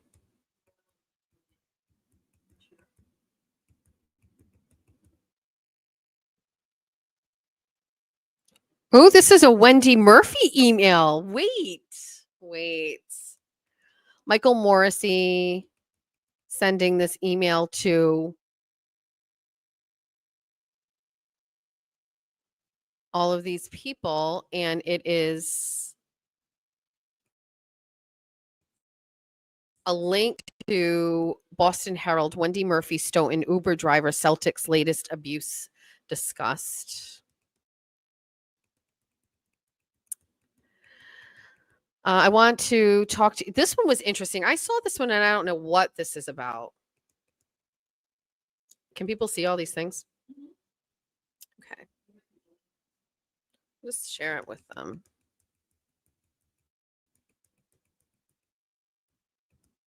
Anything redacted is crazy. This is him talking to a Megan Monahan.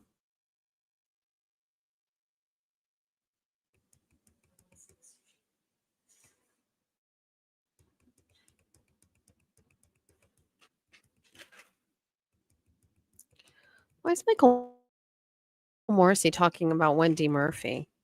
That's Grant's mother for people that don't know.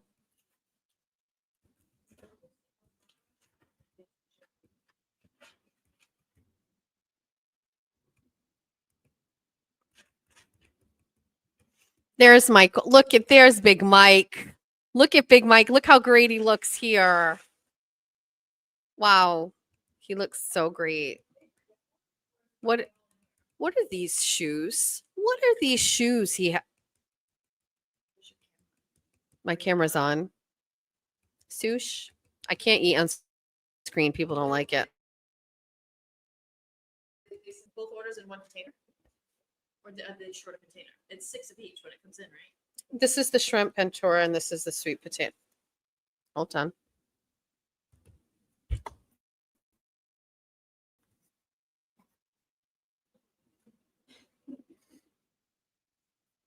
Thanks.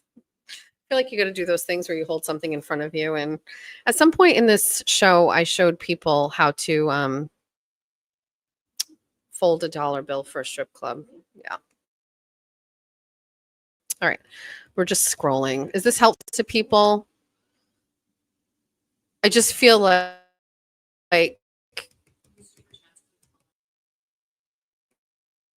it's hard to, I mean, I feel like it's hard to dissect these things. Like, it's a lot. I can. Some of these things are of just no interest. So I, Quincy Patriot Ledger. I'd have to like type in that link to figure out what that is. Gail Bellotti. Names and then just start a whole, whoops. Let's go through. I mean, I want to just be very honest. Like, now that Aiden has the free reign on these, I just don't know if there's a place for me to do this. I suspect that he will see something and it will resonate with him far more than it would ever resonate with me. Certainly some things make sense to me, but you know, he knows more. And also he can now. And so I also feel like he should be the one to do it. I mean, I was happy to do it in the absence of him last night, and I'm just as curious as everybody else. But so Michael Morrissey sent this email to Greg Connor, Lynn Beeland, and it is in the subject line. It's basically Turtle Boy's article. He sends the link for a story where Turtle Boy wrote, Quincy mother films herself pulling 12-year-old boy by the hair so her daughter can stomp on her face calls her a dumb white hoe. TB News. Like, why is Michael Morrissey sending that to? He's such a fan. He's such a fan. Like, what time of day did he send that? Like, let's go back and look at the deets. 11 a.m. in the morning. So are you like, that's Commonwealth time? Like, that's another thing I think people forget is what kind of emails are you sending working? Like, is this work related? And if so, and if not, why are you sending emails on taxpayer time? Do you know what I mean? I guess there's a whole other thing that we could do is look at what emails are being sent while he's supposedly working. This one is Sunday, October 2nd. I know our sister Karen, who lives in Chestnut Hill, please send a card. So these are like condolences and things like that. Like a good politician. Look, he sends.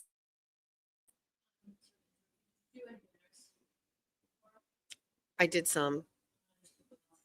Okay. I did some. So it's like a lot of this. New wrinkles in cop death. Mansfield woman hires star defense lawyer. Possibility of a brutal assault raised in case. This is, so he took this news article.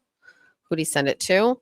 Michael Morrissey on October 3rd, Monday at 3:47 a.m. Big Mike was up at 3:47 a.m., saw this article, sent it to Lynn, Brian Tully, Michael Proctor, David Traub. Sent it to Michael Proctor. And here's the article. Let's scroll down. New wrinkles in cop death. Mansfield woman hires star defense lawyer. Possibility of brutal assault. There's our bestie Karen. Let's see what else he sends. FYI, I like this. A lot of people might not have an interest in this, but I do. But I like that he's sending other people links to jobs. So he's sending Margaret Krippendorf and Sarah Ackerman a job at the Attorney General's office. Like, that's the kind of stuff I would be interested later. Not that we're looking for you to leave, but I was trying to find out what the salary was. I assume that you could meet the minimum requirements. I'm just curious what's out there. We might have to look for an assistant to assist you when Kathleen leaves to do your work you had been doing. And this was to Catherine Regan. He's a caring and generous. What is this? To David Traub, Patriot Ledger, photos. I don't.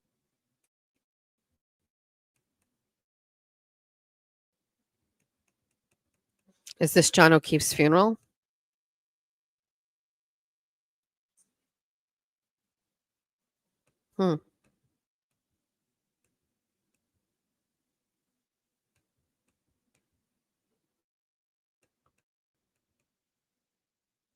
Let's scroll to the middle.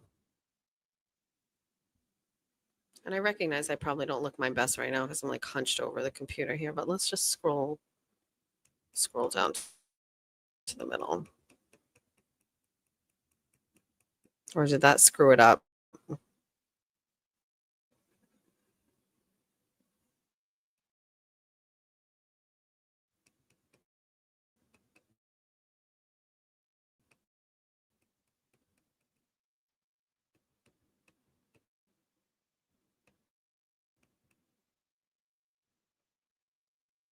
This is to Adam Lally, Lynn Beeland, Brian Tully. Thank you. I changed the motion as follows, and then it's completely redacted. That's weird.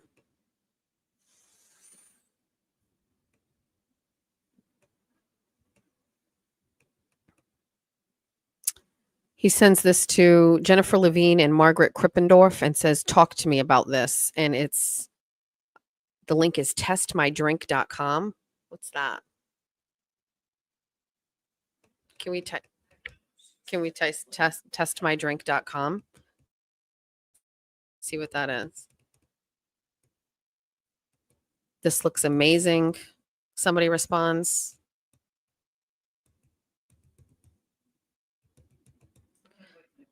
Maybe we can figure out where to get them and packaging them up and get them out to some of the local bars. Just a thought. Oh,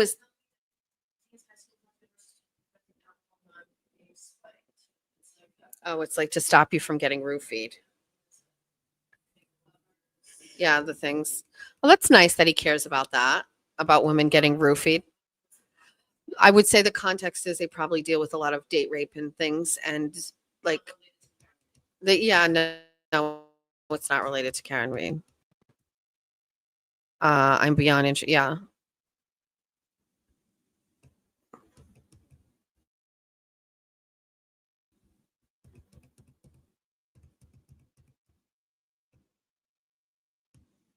He also, because I started at the bottom, but like, and now we're here, but there's a,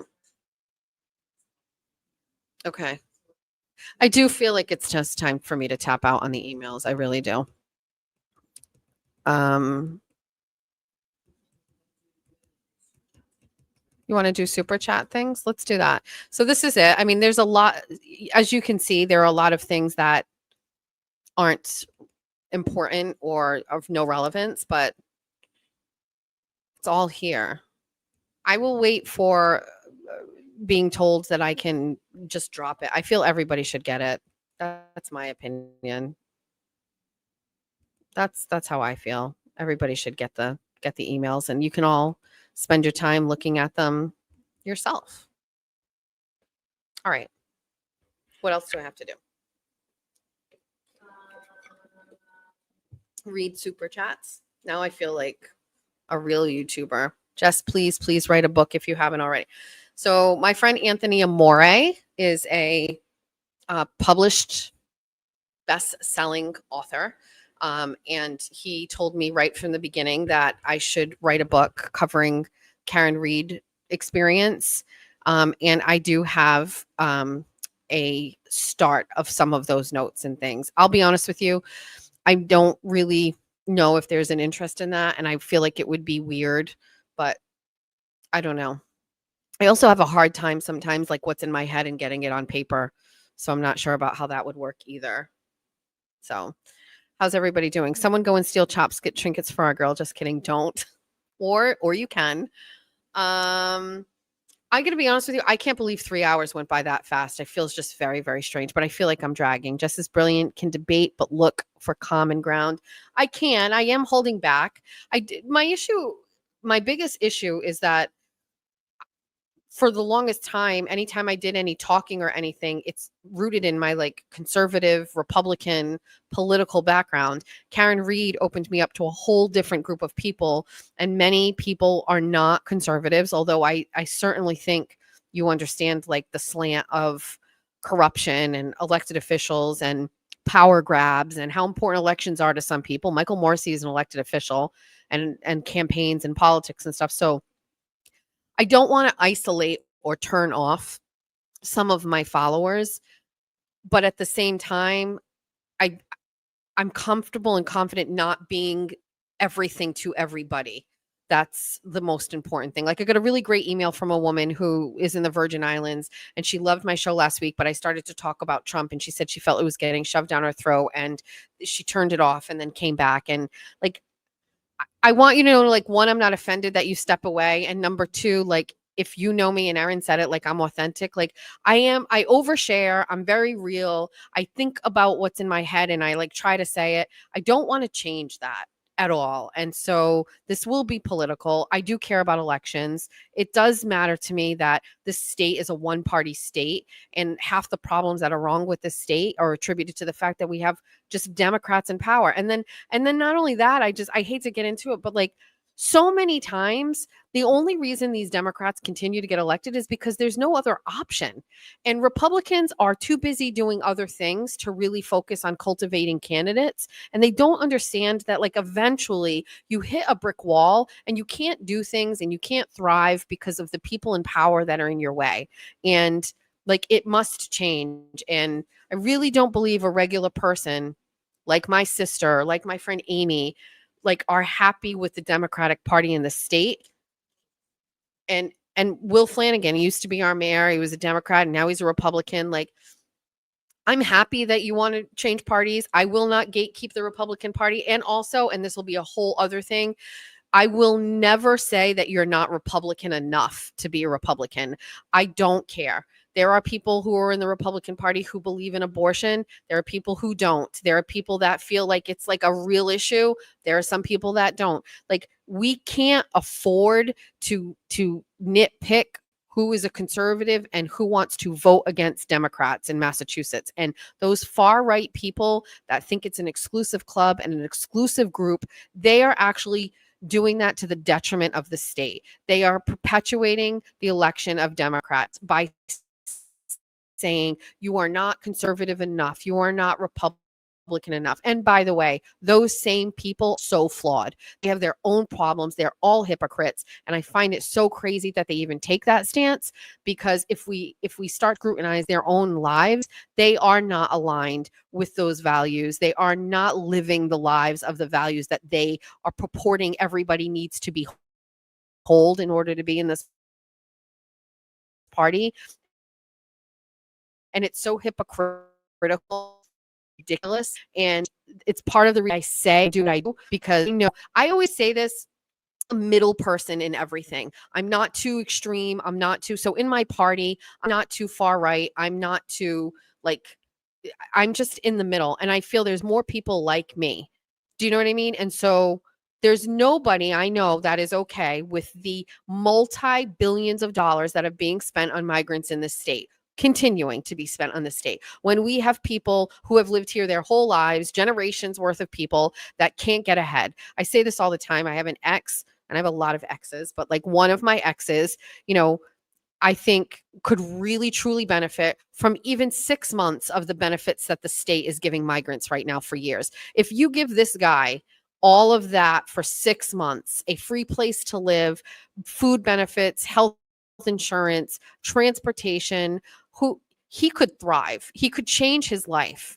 And, why are we giving that to people who aren't even from here, who have no connection here? Like, there are so many other places that those things can go. And Sean before was saying, well, it's the pie and everybody gets a piece, but that's not how it is. Like, everybody doesn't get a piece of the pie here. They really don't. And I have that girl, and I'm probably going to ask Casey to come on the show. But, this girl, I remember reading her story, and she was like talking about finding housing. And she was very similar to many, many people I know in the state who had an injury and were given OxyContin or oxycodone or whatever as a prescription. So from a trusted source and a doctor, and became addicted to it.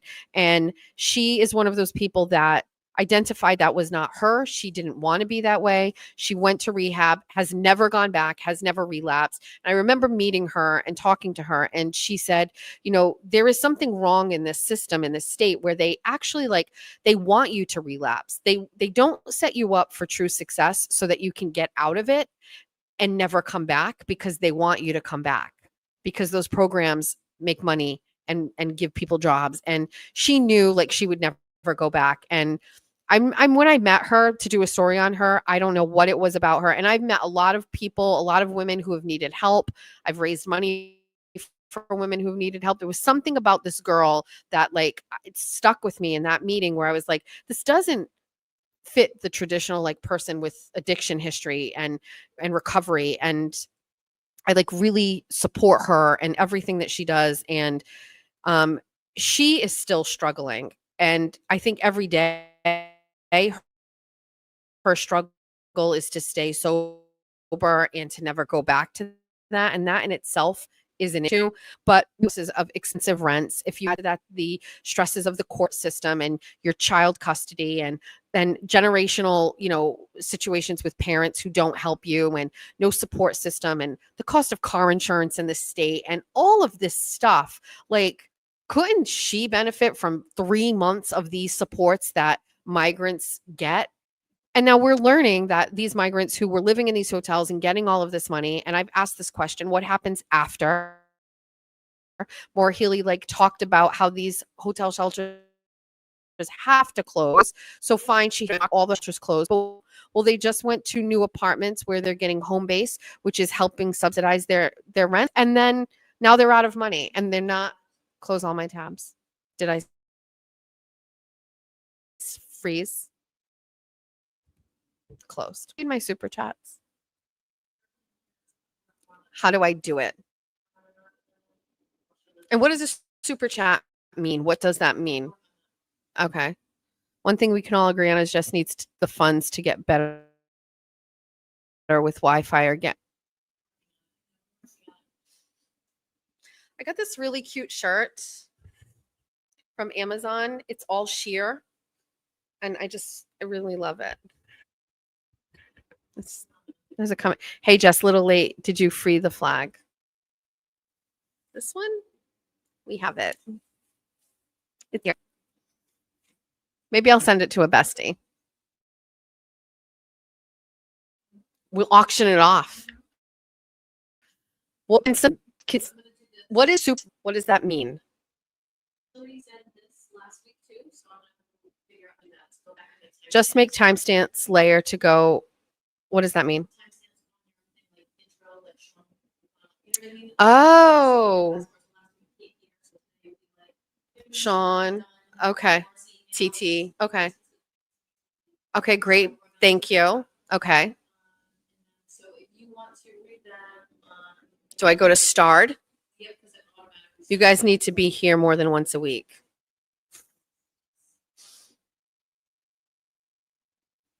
If I go to Starred. Okay. But what is a super chat? Like, is it just somebody that pays and gives a donation? All right. Murphy was about to do time in cat prison. Thank God you guys got him back. I'm 100% convinced, and I'm sure you all have your own mom gang or friend group, but I'm 100% convinced there is absolutely nothing that my core group of moms can't figure out and get done. Anything. Give us a challenge. You have something, we'll do it. I'm not kidding. Erin's like, that's a great segment. All right, so I'm in the starred thing. It says a super chat is a feature on YouTube that allows viewers to pay to have their messages activated in the live chat or live stream or premiere. Okay. So you're paying to have your chat pushed, but we put other people's comments up. They didn't pay. So does it deflate what? Oh, okay. Because my concern was is they were all coming through at the same time, so you were never going to get to talk to Sean. Okay. And you were never going to get to talk to you know what I mean? Okay. It's been a All right. So somebody says this is a super chat. Is not, or it is? Okay. Are you in it and you'll just do them? You can do that? Yeah. Can you do it? And I'll read it. Okay. Congrats. Studio is gorgeous and your reporting is top notch. Thank you. I love it too. Super sticker, $5. Link 2019. Wait, Eagles. Go Birds. Oh, I love super chats. This is fun. Happy second show. We love you. Thanks, Nikki. I actually love Nikki. Nikki is I've got to be honest with you. I don't often like go to people's pages. Like I see comments and things, but Nikki, I go to her page because she's always got like good stuff. And I want to know where that picture was taken. Like, what does she do for a living? Is she at an event or a gala or what is that? Every time I see it, I feel like she's at some sort of fundraiser or something in that picture. This one's interesting because look, it's in pounds. Hi, Pounds. Hi, Jess. I love your new show from a UK bestie. I think we need a Union Jack flag sent my way, please and thank you. Best of luck with growing on YouTube. Love from Spain. I'm so multicultural. New laptop fund. What's the mother hero? Oh, Mother of Men. Sorry. I do need a new laptop. I know that. We had some bills to pay. Jess, let's keep their feet to the fire. That's our bestie, Mike Urban. Make sure you follow him. He is great. I do need a new laptop. We can't ever let this happen again. I'm so beyond excited for you, my beautiful friend. Cheech. Charlene, I miss you. With your new show, congratulations, love your guts. Charlene, I met her at the Karen Reed trial last year, and she, first of all, she's kind of like her own thing now. Like everybody knows who she is. But I remember when she first showed up there, and I was like, oh, I kind of love this lady. I miss her actually. I miss seeing her. We could just see each other in real life. We don't have to wait. Best of luck from Joanne, $5. Thank you, Joanne. This is fun. Nikki's back. Jess is going to be the only person who has to go through the metal detectors. I don't steal from places like that, Nikki. Jess, I'm mailing a prize from the USVI. What is the USVI? Oh, Eileen is the one who texted me and messaged me about Trump. But she still stays and likes what I do. Update. Yep. Don't get a PO box. Erin's saying someone said to get it at a private place.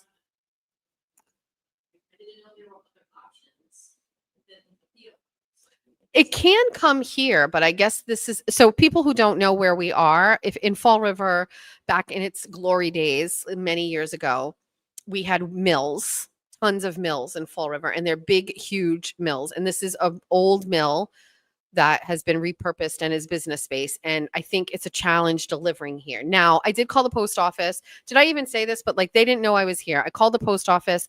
The delivery guy didn't know. So he sent things back and some things were being held. Again, I wrongfully just assumed they'd see Jess Machado and just deliver it. Wrong. So we have to fix it. I do think it all can come here, but we have to figure it out. Packages wouldn't be able to go in. So then we have to find a place. Should I just have them go to my house? My address is public because I ran for office. It's public. I feel like we should just let it go to I don't want any of you showing up at my house. We'll figure it out. Thank you, Eileen. Is that all? Oh.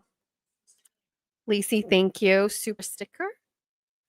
Mary, great new show, Jess. Did you get the I sent you email on David Finnery case? Yes. Fundraiser for him at Two Jerks Barbecue, Rayham at 2 p.m. I have actually read a little bit about the Finnery case. I know I haven't had a chance, but if you go to Cape Gunworks, Toby from Cape Gunworks, some of you may know him. He is a frequent guest on the Howie Carr radio show. He has done a segment on the Finnery case, I believe. It's a person who is being held, many people believe wrongfully, which is kind of crazy in Massachusetts because they literally let everybody out. But thank you, Mary. All done? No. I love this. Your sister is amazing, just like you. Thank you. That's very nice of you. I will tell TT. She acts like all modest, but TT's going to ask me about the comments and the feedback for sure. Super sticker from Crying Spoke to Me 9. Thank you very much. I appreciate that. Sorry, it was supposed to be $20. Love the show. Just can't have enough besties. Thank you. I do love my besties. I actually have a weird. I don't know how to explain it, and I'm not saying like I'm famous, but I suspect people who are famous may feel the same way I feel. Like I feel like I absolutely love like all of my fans. I don't know why. Like I love them. Yeah, and they're so nice to me, and I feel like 80 some percent of the people who follow me and watch my stuff are women. And while I love the men that we have Aiden, we have the Glare, we have Mazza Media, we have LTL, we have all of these men. We do have the crime ladies like Melanie and Andrea, but like do we have any women talking about anything at all anywhere? Like, no.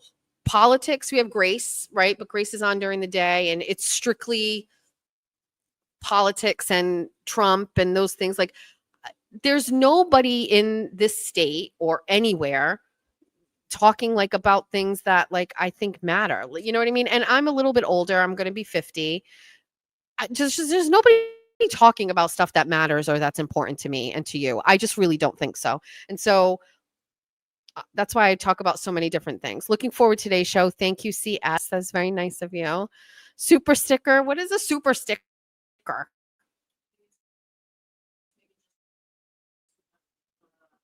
No words. It's just a sticker. Thank you on top.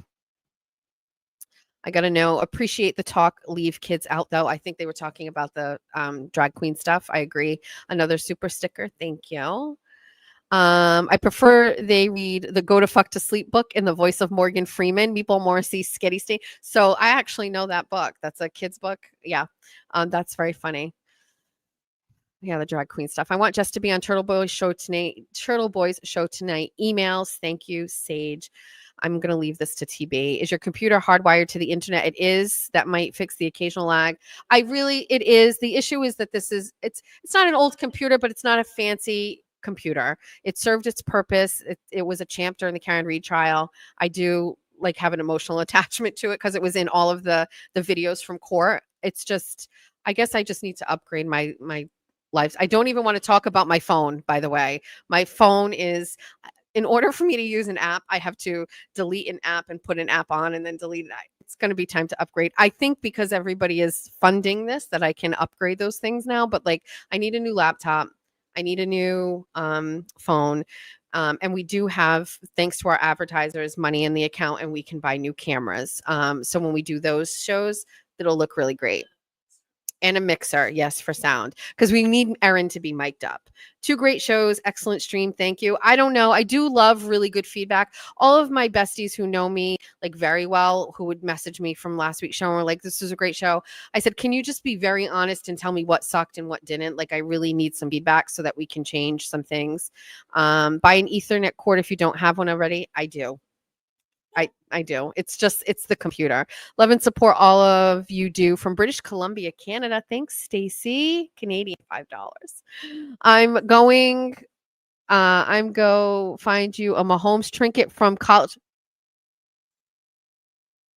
Did we go over this last week? I have Mahomes tattooed on my arm. It's football season, everybody, by the way. By the way, all you Patriots fans, somebody want to tell me what the fuck that statue is of Tom Brady because his head is too small. I don't understand why it looks the way that it does. Also, nobody gave me a suggestion on where I'm going to go watch football games. I asked you guys that. Like, you had a job. I have a job. You also have a job. Like, where am I watching football games this year? Please and thank you. Barstool was supposed to do no, inside that casino in Plainville. But I think it's not Barstool anymore because that was COVID and then COVID happened. But I need a place. Am I done with super chats?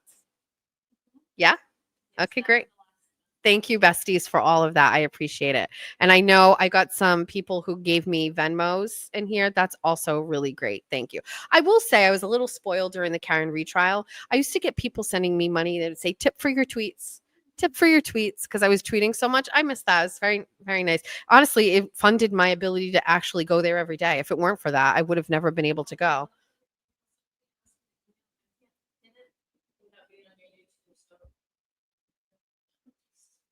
I don't know if you guys can hear me. Somebody just asked about pinning the email. I can't get into her YouTube right now, so I just put it in the chat. But it's just the Jess Machado show at gmail.com. I did get an email about sharing the files publicly with everybody. Erin, add your Cash App and Venmo to your. Well, so What? Does anybody know who? Thank you, but this is so not this is not quite. So does anybody know who Alex Cooper is and Call Her Daddy? So I'm a big Barstool junkie. I've been a Barstool fan for many, many years. I have original merch from Barstool when they first started. I'm such a Barstool fan that I have an inbox message back and forth between me and David Portnoy before he was famous. So that's how far back this goes. Well, Alex Cooper had a show Call Her Daddy on there, and I've always been a huge fan. And she parlayed that into like her own show away from Barstool, multi-million-dollar deal.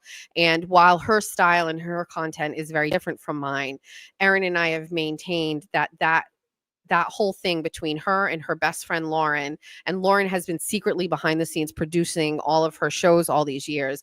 My goal is to make enough of money so that Erin can leave her job and we can just do this every day. I know that there are people out there like Kevin Reddington and other people who have lots and lots of money.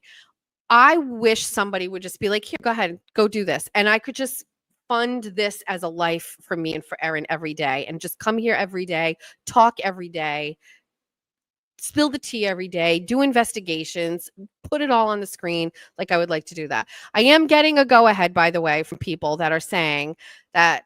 So the person who requested these files and got them and then shared them with me is someone who I consider a very good friend. They did not want me to put it out there because sometimes they include the requester's emails with the response and the records. They didn't want their email to be put out there. By the way, it's not their real email. They use a different burner email to put in public records requests. I do that too sometimes. Apparently, somebody has the emails and is sharing it anyway, so it doesn't matter anymore anyway. You can share them. So, I'm not sure, though, if I can. I have to fix the privacy things on it. Like, I sent it to Aiden, and he said it wasn't accessible to him. He said, it says you need permission. Ask the owner for access or switch to an account to permission. So she's just going to get a ton of requests. So maybe switch it to public access. I'll figure it out. But I will do that after we're done. Jess, do you have fantasy? Do I do fantasy football? Yes, I do. Do I ever? You missed it, but there was a guy that called into my show when I had a radio show. His name was Evil Steve. We should want to just call Evil Steve on the phone. Want to just cold call him? Will you guys be able to hear? Let's just call. Let me give you the background on Evil Steve. And then we're going. I want to eat my sushi. Evil Steve is a guy that used to call into the radio station when I had a show. And he was so mean. He said, I sucked at my job. I didn't know what I was talking about. And it was a show just like this. I talked politics, football, all of these things. And he said, you're all over the place. There's no format. You talk about different things and you're back and forth. And it stung so bad when I got it. It was so embarrassed. And he was just a total dick. And then he ended up calling back the next night. And I had a little bit more confidence and I pushed back at him. And I got feedback from people be like, it's your show. Like, do whatever. One time I hung up on him in the middle just because I had the power. Anyway, Evil Steve had a fantasy league and he invited me to join the fantasy league. And he's had it for years. It's an old Yahoo fantasy sports account. And it's 10 guys in it. And there was an open spot. And he was like mocking me. And he's like, oh, you should join. And I was like, okay, Steve, I'll join. And I'm going to win. And I joined one time and I won first place. And I won $500. And then because he made me grovel and beg for the money. And I was going away for a weekend to Newport and I wanted the extra cash and I gave him a hard time and I was like, give me my money. And he finally Venmo'd me and he gave it to me, but I won. So yes, I do have fantasy. I do win fantasy. I was asked to be in another fantasy league recently, but they keep the team. So somebody left and you have to inherit the team. And I did not do well in that. And I don't love it. And so I'm out on that one. So do I have room for another fantasy team this year? I'm not doing Evil Steve. So maybe I can, to answer your question. What's the question? Evil Steve is not the same Steve on Twitter that says, good morning, Jess. Not the same Steve. I would never be that nice to Evil Steve. Evil Steve, let's just cold call him. Do you want to? Let's call him. He sends me messages, and let me just go back for a second. I have not responded to him since August 28th of last year. He sent me messages. If you want quick cash, put $2 on Evans for 2 touchdowns this week. Like he's giving me sports betting advice. I won your league. Feeling good. Above ground pool is also a bass pond if you relax. This reminds me of what he did. So I have a pool. I have a medium sized above ground pool and I talked about it and I'm very sorry, but I grew up without a pool. And for most of my children's life, we did not have a house with a pool. I bought a house. It has a pool. I think it is the most luxurious thing in the world. It is not fancy. I don't really care, but it is my pool and I absolutely love it. And I talked about it on the show and he basically told me above ground pools are trash. And unless it's an in-ground pool, you're poor and you're plagued with poverty. And so he sent me a message about an above ground pool and I didn't respond because he's a jerk like that. So since I'm the king of the heap for now, fishing has been great. I caught a black bass and great fish, chowder meat. Stripers are coming up river now. Hope you suffer. He sent me that message. So also fun fact, which we can get into, I was on a fishing kick and I was trying to catch fish, and I have not caught one, but there were stripers in the river where I live in Somerset, and this whole thing about fishing rods, all of these things. Of course, Steve is just an excellent fisherman, and he would rub that in my face, and he sent me a text and I ignored. So this was week 4 of fantasy when he sent that about him being the king of the heap. I did respond. I said, it's week 4. Please act like you've been here before. He's like, I'm strong like a bull. My league is almost 20 years old. That's all you need to know. Bye week for the Hell Somerset crew. I'm sure it will be competitive. Of course, I expect 5-0. Good luck. I ignored him. He beat me this week, 153.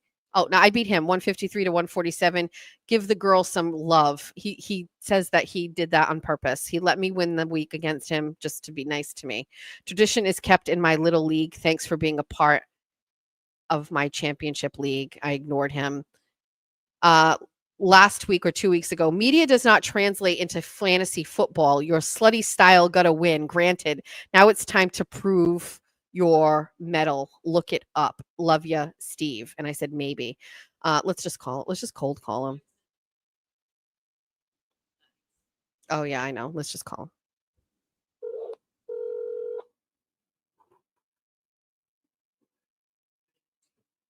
Hi, you've reached Steve Keyswetter. I'm sorry I'm away from my phone right now. Please leave your name, number, and the nature of your call, and I'll get back to you. Thank you very much. Hi, bestie. It's me. Listen, I know that we haven't spoken in a while, and that you used to call my show all the time and harass me, but I have a new show, and I was just going to call and harass you. I have a much bigger audience than I did the last time, so I'm not sure you're actually emotionally capable of joining the show, because it's not like a small AM radio station like the other one. It's kind of a big deal. How many people are watching right now, Erin? 8,425 people. Yeah, you can't handle that. Anyway, I didn't join your fantasy league this year because I think it's garbage, and that's it. Okay, I'll talk to you soon. Bye. The nerve he sends me to voicemail. Are we done? Can we be done? What time is it? It's 1 o'clock. All right. No, let's go through my sponsors again and thank all my besties who helped do this. Thank you to everybody who donated, super chatted, Venmoed. Like, those things are very amazing. And Erin's probably going to, I'll read the Venmos. Erin's probably going to make me go buy a new computer today.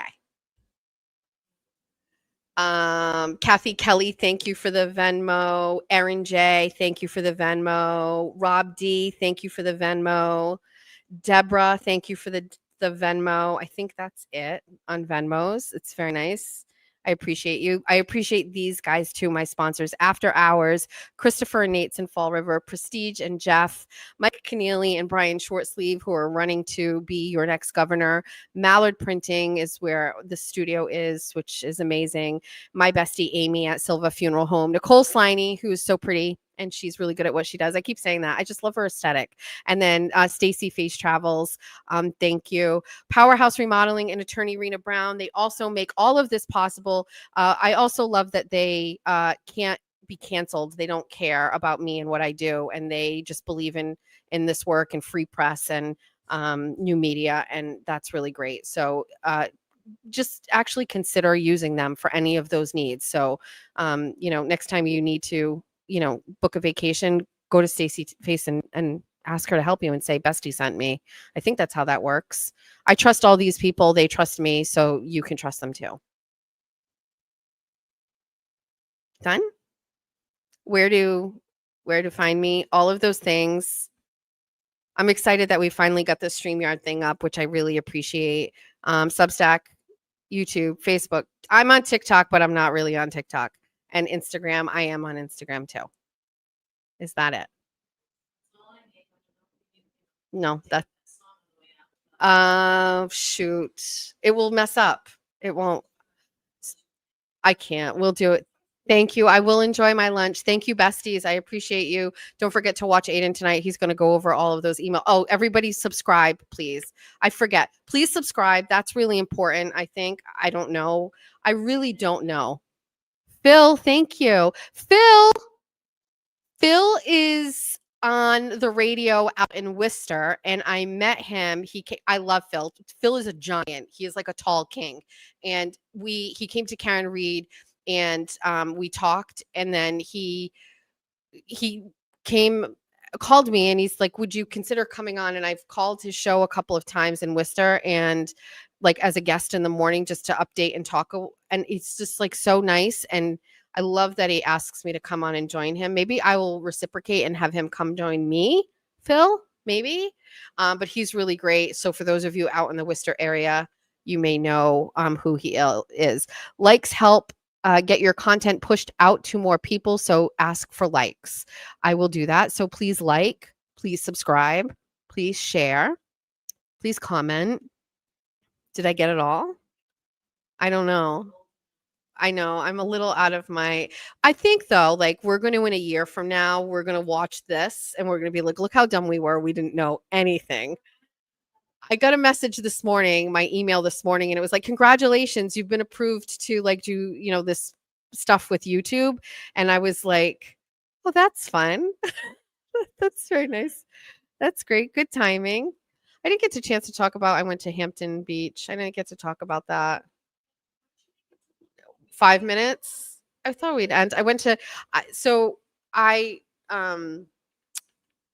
feel every year when my kids were little, I can't make a story short. Every year when my kids were little, we would go on a week vacation to the Cape, and then we would go to a different vacation. Like we go on vacation two vacations a year, a week. And I always felt like that was really important. And now my kids are older, 16, 19, 24, and I still think it's important, but I'm focused on work, and I really just did not have time to stop and go on a vacation this year. I also didn't have the money. I don't have a job. You know what I mean? And so like I didn't have the funding to do it, and I couldn't go anywhere. And so still wanted to bring my family together. So I went to Hampton Beach last year just for a day. Like I went on a Sunday and I was like, oh, this place is great. How have I never been to Hampton Beach before? And so I went to Hampton Beach last year and I said, let's do that again. So I just planned a one night. So early in the morning on a Sunday, all there Sunday, sleep over Sunday, and then spend the whole day there on Monday and then drive home Monday night this week. And it was the only weekend where everybody was free. My daughter, who is, working full time, her fiance, my son, who's going to college, his girlfriend, and then my youngest, Georgia, her boyfriend's in the Azores, so he wasn't coming. And then I invited TT and her husband. And so like everybody's free. Let's go. And I planned it out perfectly and I fumbled it the whole way. I actually got confronted by my kids when we came home and they were like, that wasn't great. And I don't know why they didn't love it. And I feel like they are much harder to please at this age than they were when they were toddlers or when they were little kids. Back then, they didn't understand all of the other stuff. And I'm not saying they were ungrateful, because they weren't, because they do say thank you and they appreciated it. But like, it wasn't what they wanted to do. And I'm still not sure what it is they wanted to do, because when I asked that, I didn't get an answer. But I wanted everybody to be together. And so I consolidated us all into 2 cars. And that apparently was not well received. I don't think there's anything wrong with teenagers being squished into a back seat. Oh, well, we did it all the time when we were younger. So they didn't love that. They wanted their own car and they wanted their own freedom. They didn't like the beach. I don't know. When they were little, we used to go to the beach all the time. Now they don't like the beach. They didn't want to be the beach. It was too hot. It was too sandy. Until we got into the waves and everybody was like, oh, they love wave jumping. Turns out the water, by the way, up in Hampton Beach is way colder than it is down in South Coast. So that was an issue. So they didn't love the beach. But by the way, when they go to the beach with their boyfriends or their girlfriends, they love the beach. But going with family, they just didn't love the beach. What else did they not like? Oh, at night, We went back to the boardwalk area. If you've been to Hampton Beach, it's like a boardwalk strip, Coney Island vibe. Well, not Coney Island. Coney Island's crazy right now, but it's like a boardwalk or whatever. We were like, we would like to have a couple beverages and listen to music. Here's money. I'm going to give you hundreds of dollars. Go walk on the boardwalk. Go in the arcades. Go get snacks. There's funnel cakes, ice cream, Italian ice.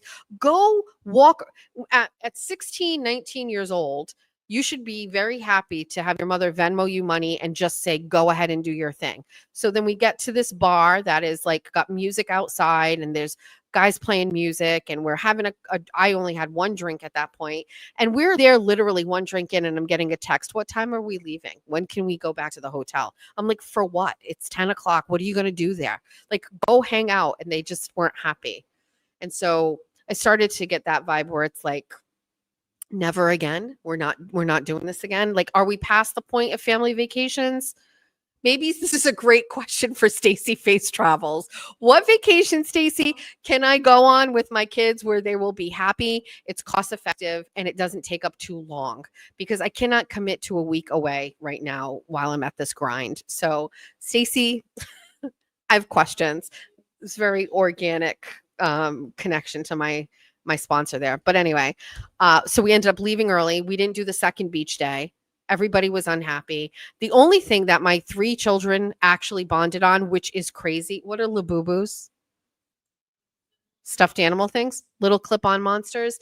All of these places down there had these little boo-boo things, and my girls and my son wanted to do an unboxing of them. So I got them a small one, like a little mini keychain one, and they were standing together, standing together, touching the thing with their nails, unboxing, ASMR, like they're doing all the things, and they did it. They were recording a video and their reactions, picking which one that they wanted. I went into another store to look for my token Hampton Beach sweatshirt, and the guy was selling the big Labubus there. And so I bought one, put it in my bag, and then I got out. I did have actually a mom moment. I haven't been able to do this. So they're like, are you ready to go? And I was like, yeah. And they were like, did you get a sweatshirt? And I was like, yeah, I got this sweatshirt. I was like, and then I got this Labubu. And they went, oh my God, it was a full-size one. And they did an unboxing together and they recorded it. It's very hard for kids to bond over things, I think, at that age, but they did. So I guess there was a win there. But anyway, now I'm done. It's 1:01. It's perfect. 4 hours again. Awesome show, Jess. Yay, Erin. Thanks, bestie, for doing it all. It's fun. All right, we're done. Yeah. Thanks, besties. I will see you next week. No song. Bye.